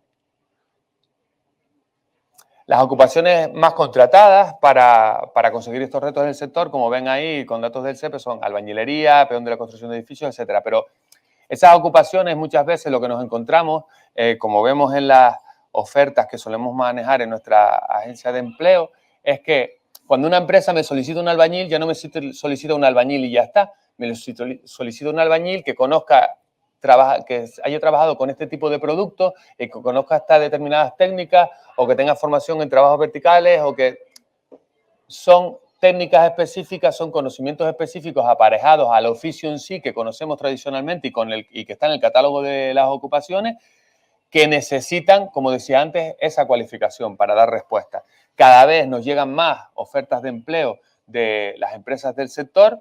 Cada vez vemos más ofertas de empleo en el mismo Servicio Canario de Empleo solicitando mano de obra para el sector y nos encontramos con que no se cubre esa oferta de empleo, ¿vale? Entonces, es una oportunidad muy grande el aprovechar, cualificarme, formarme en el sector de la construcción porque es un sector que ha cambiado mucho, que se trabaja mucho la conciliación familiar con uno de los mejores convenios colectivos y para poder trabajar en él y entonces es una muy buena oportunidad para desarrollarme profesionalmente, hacer una carrera profesional. Y nada más, por mi parte nada más. Muchas gracias a todos por la atención y bueno, estamos dispuestos a cualquier pregunta que quieran realizar.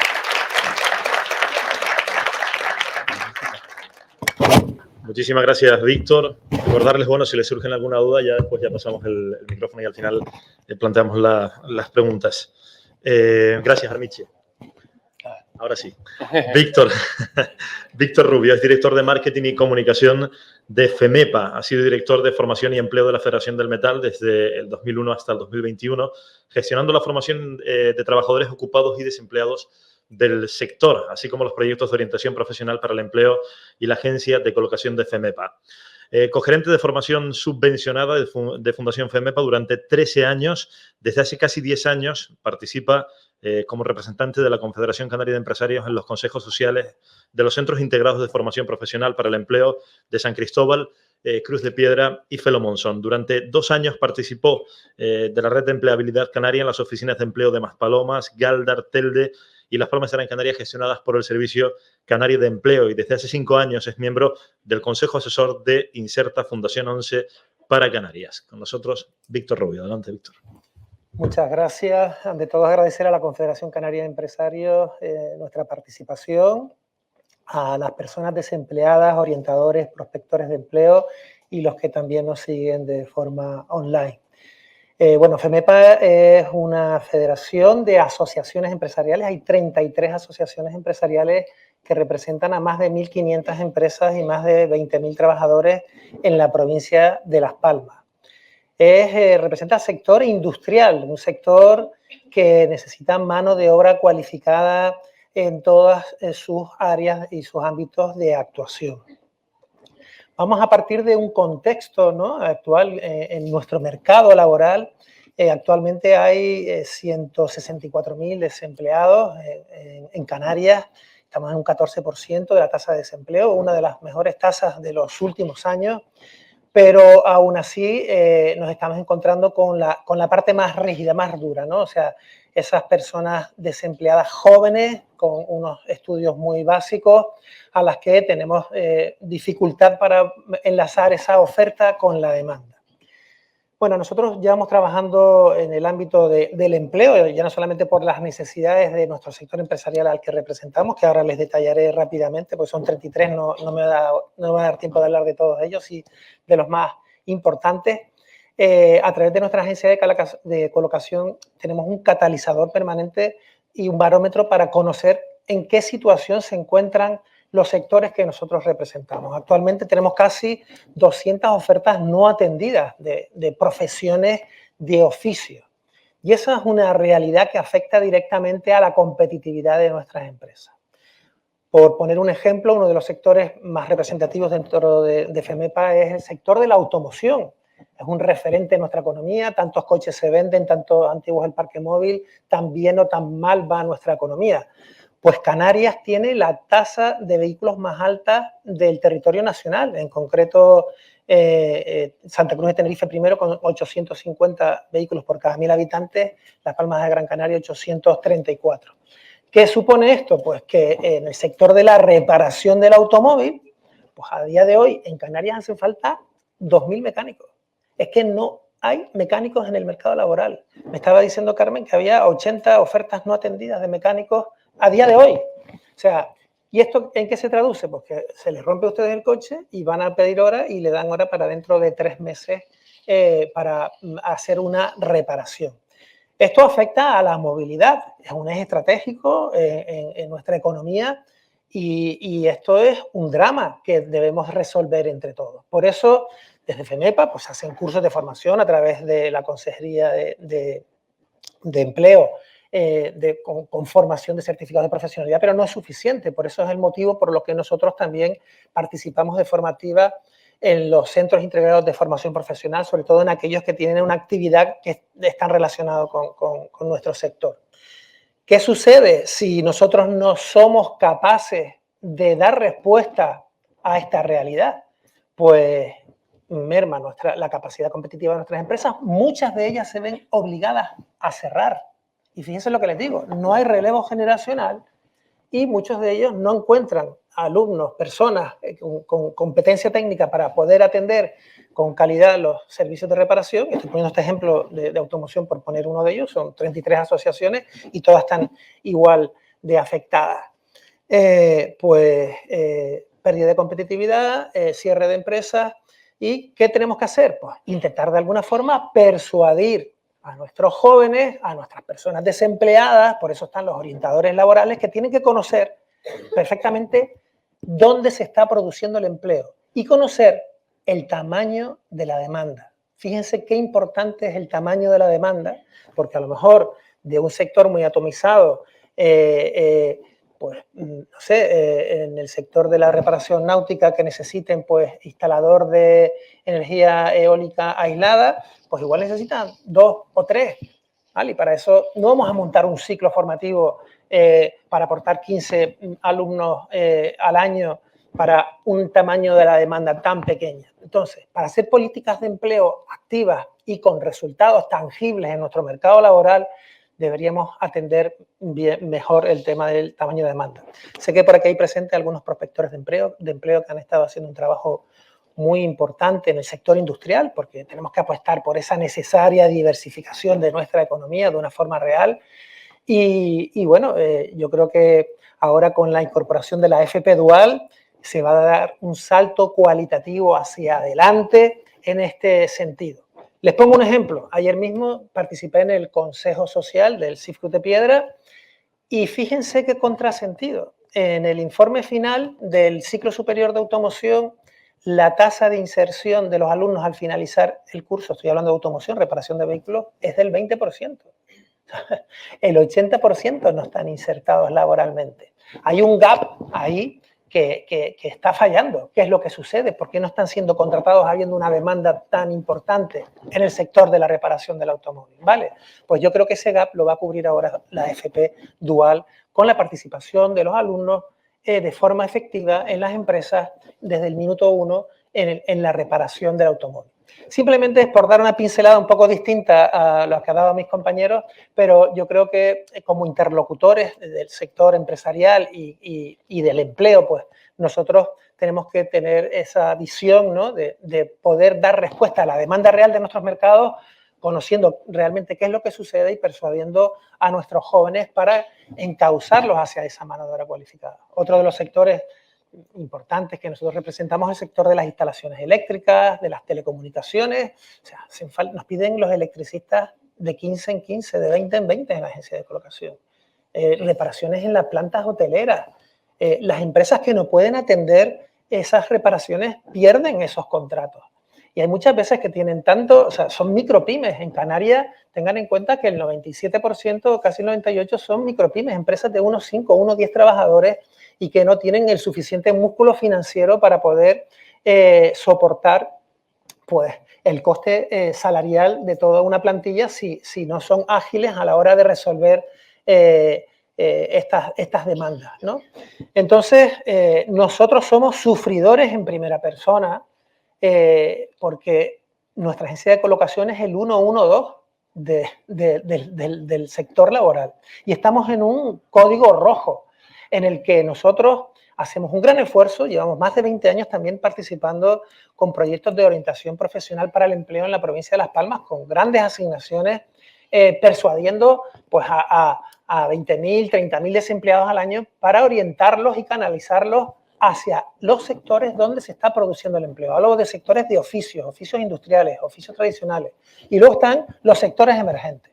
¿Vale? Aquí estaba antes Javier, que pertenece a una de nuestras asociaciones de ProDigital, son empresas de base tecnológica, todo lo que tenga que ver con inteligencia artificial, ciberseguridad, la analítica de datos, por supuesto que es un sector emergente, pero el tamaño de la demanda es distinto y los perfiles a los que nos dirigimos es bien distinto a donde se encuentra la verdadera masa crítica de nuestras personas desempleadas en nuestro mercado laboral, que el de Gran Canaria es distinto al de Fuerteventura y es distinto al de Lanzarote. Es muy paralelo al de Tenerife, pero, sin embargo, por ejemplo, en el sector de las reparaciones navales tenemos una gran demanda de profesionales cualificados en todas esas especializaciones que nos ilustró Elba y que, aún así, no son necesarias. Le comentaba a alguien, algún prospector laboral que estuvo en FEMEPA no hace mucho, de la importancia de conformar itinerarios formativos. A veces un soldador no es suficiente para que encuentre un empleo en el sector naval, porque no va a estar soldando 8 horas todos los días. A veces necesita pues, que tenga otra formación complementaria que le permita pues, tener empleabilidad durante toda la jornada laboral o en los periodos de mayor o menor actividad. Por supuesto, yo creo que por darle un enfoque optimista a la realidad que estamos viviendo con respecto al empleo y a las oportunidades de empleo, hay otros sectores que me voy a dejar atrás porque creo que tenemos poco tiempo, el sector aeronáutico y aeroespacial, todo el sector de instalaciones en general, climatización, refrigeración industrial, fontanería, todo lo que tenga que ver con el sector marino-marítimo, que ya nos habló Elba de ellos. O sea, todos los sectores industriales necesitan con urgencia mano de obra cualificada. Además, se genera empleo estable y de calidad. A mí me gustaría poner un vídeo que dura 3 minutos que refleja la realidad del sector del metal a nivel nacional, porque este problema que tenemos aquí en Gran Canaria lo tenemos a nivel autonómico, en toda Canarias lo tenemos a nivel nacional y en Europa. Es una realidad que es paralela a todos los mercados laborales europeos, nacionales, autonómicos y locales. Y bueno, pues hacemos muchas campañas como Armiche, campañas de sensibilización para animar a nuestros jóvenes para que se formen en oficios industriales. Y este proyecto es nacional, pero tenemos proyectos autonómicos, como un proyecto que se llama Apuesta por la Industria Legal, donde uno de sus ejes estratégicos está en persuadir a nuestros jóvenes para que escojan oficios industriales como una alternativa de empleo real. Si pueden poner el vídeo, pues... En un momento en el que cada oportunidad de empleo cuenta, el sector del metal en nuestro país se erige como un sector de estabilidad y crecimiento profesional con salarios más atractivos que en otros sectores. En un mundo donde la tradición se funde con la innovación, encontramos un sector vital para la economía, el sector del metal. El metal ha sido el cimiento sobre el cual se ha construido la industria española y sus servicios asociados. Con presencia en todas las regiones, este sector es la columna vertebral de la economía que impulsa el progreso de todo un país. Desde la metalurgia hasta la automoción, desde la ingeniería hasta la fabricación, el sector del metal en España no conoce límites. Es la fuerza motriz que impulsa el progreso, la creatividad y la innovación, por lo que la formación en todos los ámbitos educativos y profesionales se hace imprescindible. En la Fundación del Metal para la Formación, la Cualificación y el Empleo, somos firmes conocedores de que cada oportunidad de empleo cuenta. Y por ello, sabemos que el sector del metal en España se erige como un bastión de estabilidad y crecimiento profesional con salarios y oportunidades superiores a las de otros sectores económicos. Más allá de las máquinas y las herramientas, este sector está impulsado por personas. Hombres y mujeres cuya destreza y pasión hacen posible que cada pieza y cada estructura tome forma. Este sector cuenta con un alto nivel de empleabilidad, que no solo proporciona unas buenas condiciones de conciliación y bienestar laboral, sino también un sentido de propósito y satisfacción. Aquí, las futuras personas trabajadoras tienen la oportunidad de contribuir al desarrollo de productos y tecnologías innovadoras que impactan positivamente en nuestra sociedad más inmediata y en el resto del planeta a través de la exportación de nuestras empresas. La histórica relación entre los distintos interlocutores sociales ha sido clave para la buena marcha del sector, favoreciendo así la construcción de puestos de trabajo como factores estratégicos dentro de las empresas más competitivas. En la Fundación del Metal están representados estos interlocutores a través de Confemetal, la Federación de Industria, Construcción y Agro de UGT, UGT-FICA, y de Comisiones Obreras de Industria. Todos ellos preocupados por la formación, la cualificación y el empleo. Fundación del Metal, concienciada por tu futuro.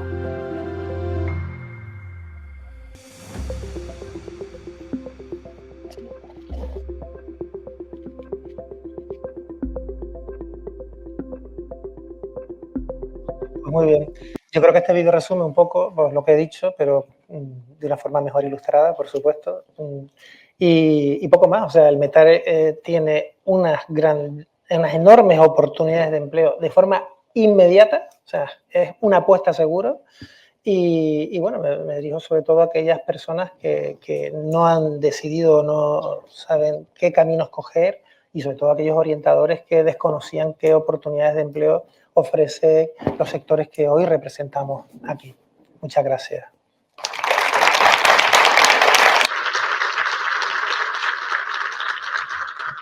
Bueno, muchísimas gracias también, Víctor, por acompañarnos. Tenemos el micrófono ya disponible si hay alguna pregunta en la sala. Pueden levantar la mano. Creo que tenemos, sí, alguien por ahí, ¿verdad? Pensé que era una persona con la mano levantada y está sacando una foto con el móvil. Yo decía, solo lo veo yo, pero no.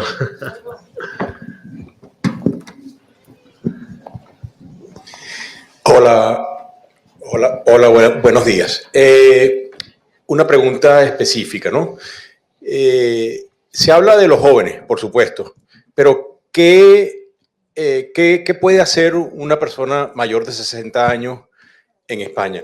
Aparte del tema de poder trabajar desde su casa, por supuesto, pero desde el punto de vista de operativo, en práctica, en una empresa, ¿hay posibilidades para una persona mayor de 60 años de edad? Gracias. Muchas gracias. Sí, Les vamos a pedir, si son tan amables, respuestas cortas, por Sí. favor. Preguntas también breves por el tiempo, que ya estamos fuera de tiempo. Gracias.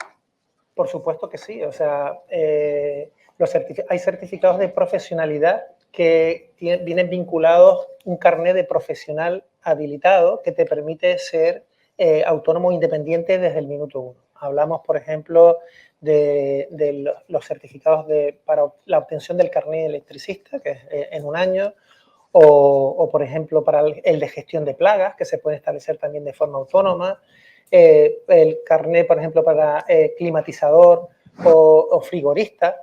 ¿Vale? Son profesiones que te permiten a su finalización tener carnets de profesionales habilitados y que a través de un crédito, créditos tipo Jeremy, que puedas cubrir esa inversión inicial para establecerte de forma autónoma, pues puedas no depender de un tercero para ser contratado. Hay otras acciones bastante más cortas que también atienden a sectores emergentes, como puede ser reparación de patinetas eléctricas.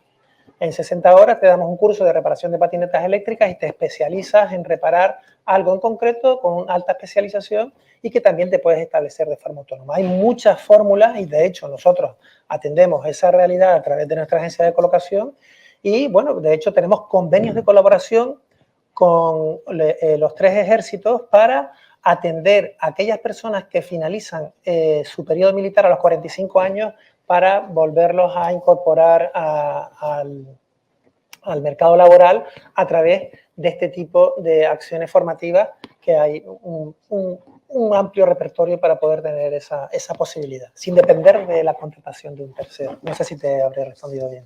Muchísimas gracias. Gracias. ¿Tenemos alguna pregunta más? Por aquí detrás, por favor. Gracias. Una preguntita, en plan, ¿los cursos y demás impartidos son estos o hay muchas más oportunidades de otros cursos que yo pueda observar en alguna página web o algo? Muchas gracias. Si quieres, por la parte que nos corresponde a nosotros en la Fundación, hemos dado una pincelada porque es muy extenso. Entonces, a través de nuestra web tienes enlaces donde puedes consultar, porque eso va cambiando continuamente. Puedes consultar tanto la oferta formativa vigente como el catálogo de la formación que hay, y si en ese momento no ves programado algún curso en concreto que si te interesa, pues solicitar información sobre el mismo y entonces te centramos un poco más, ¿no? Respecto a la necesidad que tú tienes, ¿vale? Aquí se ha puesto una pincelada, pero evidentemente, y como decía antes, esto está en continuo cambio y adaptación, con lo cual a lo mejor una formación que hoy no está, a final de año ya la vemos como operativa y saliendo al mercado, ¿vale? Disculpa, ¿la página web cuál es? Si pones, para no estar ahora, Fundación Laboral de la Construcción en Internet, en Google, te va a salir el enlace fundacionlaboral.org y entras ahí y ahí ya tienes todos los enlaces a todos los servicios, tanto servicios de formación como de orientación para el empleo, ¿vale? Vale. Muchas gracias. Gracias. ¿Alguna pregunta más? ¿No? Bueno. Hola, buenos días. Yo quería preguntar, está bien lo de la formación profesional dual, que va a empezar a ponerse, o sea, que va a empezar a ser ya más efectiva, pero es que llevamos ya bastantes años con los PFAES, los programas de formación en alternancia con el empleo, y no te hablo solamente de nivel 1, te hablo de nivel 2, nivel 3, o sea, chicos, bueno, incluso mayores, que vienen ya preparados con una formación cualificada, o sea, es formación reglada, que entran en los PFAES y terminan después de 11 meses que han cobrado, que está muy bien, y la mayoría de ellos están desempleados. Entonces, ¿tiene algún problema venir de un PFAE cuando has estado 11 meses justamente formándote con práctica, que es el inicio de lo que va a ser la formación profesional dual? O sea, son paralelos. Con la diferencia que muchos del PFAE ya vienen con titulaciones de bachillerato, o sea, son gente bien formada, no son gente que no sepa leer y escribir.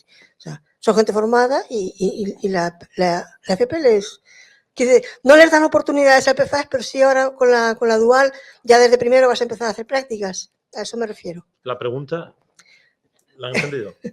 Sí. Sí, vale, muchas gracias. Gracias. Lo siento, Iván. No, le hemos entendido perfectamente, gracias. Los programas de formación en alternancia con el empleo,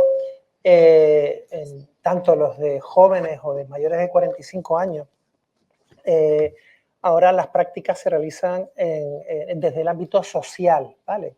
La verdadera FP, o sea, la FP dual en el ámbito del empleo, nosotros en FEMEPA llegamos a hacer el primer proyecto piloto que fue, pero en vez de ser con una acción social, fue con la empresa, ¿vale? Y ahí sí que se consiguieron unas altas tasas de inserción, ¿vale? ¿Por qué? Porque al estar haciendo prácticas con el empresario, adquieren las competencias propias específicas de la empresa y al final pues, surge ese enamoramiento laboral, ¿no? De personas que conocen la actividad de la empresa y se forma un vínculo, ¿vale? Las tasas de inserción cuando se producen, cuando las prácticas son con la empresa, son muchísimo más altas que cuando son de ámbito social.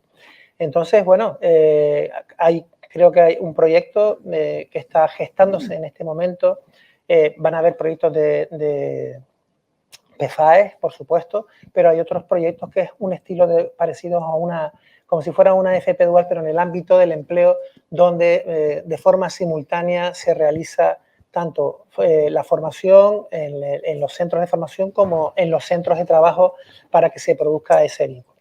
Para evitar lo que había comentado antes, ¿no? Ese desfase que existe entre la formación en el centro de formación y la realidad de la empresa, ¿vale? Entonces, yo creo que en ese sentido Empleo ha dado un salto hacia adelante, se ha dado cuenta que esa fórmula es más exitosa y tanto en el ámbito de educación y en el ámbito de empleo, yo creo que se van a conseguir en el medio plazo impactos mucho más positivos a la hora de incorporar más personas al mercado laboral, tanto de jóvenes como de mayores de 30 años. Gracias, Víctor. Vamos a por una más, si la hay. Hola, sí, yo. Mi pregunta es para Elba. Creo que se llama Elba, ¿no? Sí. No, estoy aquí abajo. Nada, no sé si te entendí bien. Teniendo un buen nivel de inglés, creo que no sé si lo entendí o no. Ustedes formaban a las personas que lo que en realidad hacía falta un buen nivel de inglés. No, nosotros no damos formación de ningún tipo, ¿de acuerdo? Ni desde el clúster ni de FEDEPOR. Nosotros lo que hacemos es trabajar con entidades que la den, ¿de acuerdo? Nuestra postura es hacer de bisagra entre las empresas nuestras con sus necesidades y los centros de formación que tienen pues esas capacidades de formar a la gente.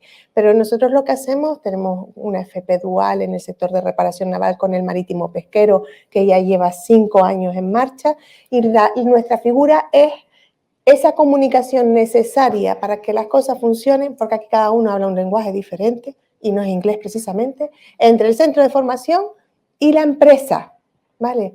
Yo lo que he comentado con respecto al inglés es que, por ejemplo, la titulación que comenté que puso la SPEC de consignatario, que la da una empresa en concreto, esta es una empresa quien la da, que es AlphaShip, lo único que requerían para que la gente se formara era un buen nivel de inglés. El resto lo dan ellos y por eso últimamente se estaban yendo a la facultad de traductor e intérprete para buscar gente porque no necesitan estas empresas, la gran mayoría, lo necesitan, en el caso de la consignación, es un buen nivel de inglés. Lo que es el programa de funcionamiento, la forma de trabajo, lo enseñan ellos. Muchísimas gracias. Vamos a trasladarle alguna pregunta de respuestas breves también, si son tan amables, y ya finalizamos de esa forma para no retrasarles tampoco a lo que tengan precisamente en el día de hoy. Comenzamos con Armiche. ¿Qué especialidades dentro de la construcción en el ámbito canario están viendo una mayor demanda y qué iniciativas existen para fomentar la formación y capacitación de los trabajadores en ese sector en particular? Vale. Estamos teniendo demanda sobre todo de temas de, como comentaba antes, de albañilería, pero con especialización, con un albañil, por ejemplo, que necesite formación en trabajos verticales o que tenga conocimientos sobre SATE. Al mismo tiempo, hay demanda de operadores de maquinaria de movimiento de tierra, es decir, es muy diverso, ¿vale? Pero sobre todo se está buscando se buscan peones, pero no tanto peones, sino ya personal más cualificado. Por ejemplo, una persona que ya tenga, como hablaban antes con los PFAE, un certificado de profesionalidad que le habilite para una ocupación determinada y que además tenga sus formaciones complementarias, ¿vale? Porque ese es el relevo ahí es donde está el relevo que hay que hacer. Y en cuanto a las iniciativas que se están llevando, pues tanto desde la Asociación de Empresarios de la Construcción como desde la propia Fundación, se está trabajando de la mano de las administraciones públicas en el diseño de programas de formación específicos, que esperemos que vean la luz pronto, donde se va a ir sobre la demanda real, en la línea de lo que comentaba Víctor, qué hay del sector, que no sea la oferta está abierta, sino si sabemos que una empresa está determinando que necesita este determinado perfil, oye, vamos a formar y a dar la oportunidad de cualificarse en eso a las personas para que, por un lado, le demos la respuesta del empleo a esta persona y, por otro lado, le demos la respuesta de la mano de obra a las empresas del sector. Yo les animo, de todas formas, a que consulten la web para que vean un poco más los perfiles en el detalle de las ofertas de empleo a nuestra web o a nuestra app de construyendoempleo.com, donde están publicadas todas las ofertas de empleo. Muchas gracias. Elba, vamos a plantearte uno que, bueno, te vamos a pedir que esquematices la respuesta porque entiendo que debe ser una respuesta relativamente larga. ¿Qué medidas se están tomando para aumentar la competitividad del puerto en comparación con otros puertos internacionales? En comparación con nuestros puertos internacionales, me encanta la palabra benchmarking. Hay que ver qué está haciendo el resto para tú saber qué es lo que tienes que hacer. No sé, el sector portuario, en mi opinión, se está enfrentando en estos momentos a un reto muy importante que es el reto de la digitalización, ¿vale?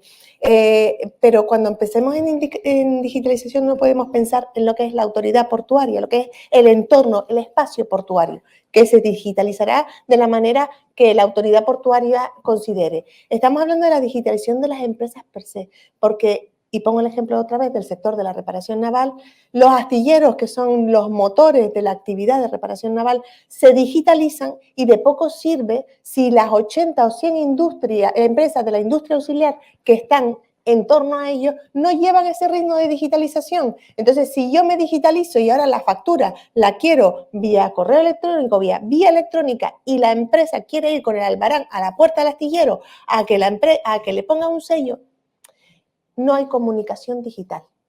Y ese es un reto muy importante que va a marcar la competitividad de la actividad portuaria. Y pongo el ejemplo de reparación naval porque es el que estamos trabajando en estos momentos, pero las terminales portuarias, el tema de la comunicación entre los consignatarios y estas administraciones públicas que hemos visto como Capitanía Marítima, como Autoridad Portuaria o aduanas, en donde el consignatario tiene que comunicar lo mismo a 3 entidades por 3 vías diferentes de programas digitales.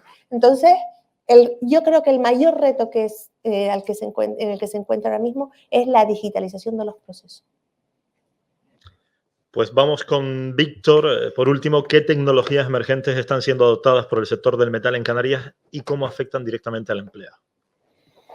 Bueno, o sea, ya los sectores de oficios en sí mismos, todos están sufriendo una transformación muy acelerada y que le afecta, por supuesto, a todos los procesos de transformación digital. Desde FEMEPA tenemos una oficina que se llama Acelerapyme, que le da cobertura para acelerar los procesos de digitalización de todas las empresas en general, ¿vale? Eso les va a permitir ser más eficaces, más eficientes, más competitivas. Pero dentro de los sectores de oficios hay algunos sectores emergentes que nos tenemos que anticipar a la demanda futura. Pongo unos ejemplos vinculados al sector naval. Ahora mismo está en construcción el varadero de megayates en la ciudad de Las Palmas de Gran Canaria. ¿Vale? Yo creo que se inaugurará antes de final de año y va a necesitar una mano de obra cualificada en diferentes especializaciones, tanto electricidad, electrónica, fontanería, náutica, reparación de exteriores con fibra, composite, ¿vale? Y que nosotros debemos de anticiparnos a esa demanda de un sector emergente para evitar que vengan de otros mercados. O sea, nosotros tenemos que anticiparnos a esa realidad. Otro sector emergente, el que le comentaba antes, el aeronáutico y aeroespacial, ¿no? O sea, hay una empresa que se llama Singular Aircraft, que está dentro del clúster aeronáutico y aeroespacial de Canarias, que tiene un proyecto nacional donde aquí está establecido en la zona SEC, donde se fabrican los drones civiles más grandes del mundo. Y tienen un prototipo que están en proceso de desarrollo y testing para tener una nave no tripulada de 5 toneladas para la extinción de incendios. ¿Vale? O sea, es un prototipo y que se está desarrollando con una empresa canaria, o sea, una empresa que tiene su sede aquí en la base, en la zona SEC, y que puede suponer pues, un desarrollo tecnológico en nuestro territorio, ¿no? Entonces, hablamos otros sectores emergentes, por supuesto, todo lo que tenga que ver con economía azul, verde, los sectores tecnológicos, o sea, hay un auge muy importante de todo el sector tecnológico y nosotros estamos atendiendo con varias asociaciones, con ProDigital o la asociación de TechDrone, ¿no? Todo el sector de la movilidad. Ahora mismo con las Olimpiadas vamos a vivir una eclosión que va a ser un hito mundial. El Urban Air Mobility va a ser una realidad. Eso que siempre soñábamos de los coches voladores que transportan personas con vehículos no tripulados, lo vamos a ver ahora a la vuelta de la esquina y va a ser un pistoletazo de salida a un nuevo concepto de movilidad en nuestro territorio, donde ya se han hecho congresos internacionales aquí en La Gomera, donde hay grandes multinacionales que hay unas firmes apuestas por nuestro territorio para desarrollar este tipo de tecnología por las condiciones de idoneidad que tenemos. Entonces, hay muchos sectores emergentes donde poner un foco de atención en el medio-largo plazo, pero sobre todo, o sea, todos los sectores que actualmente representamos están sufriendo una transformación acelerada por la época que nos ha tocado vivir, ¿no? O sea, ya nos contaba Javier con la inteligencia artificial y todos los procesos de automatización. Yo creo que ningún sector permanece ajeno a esa realidad. Gracias, Víctor.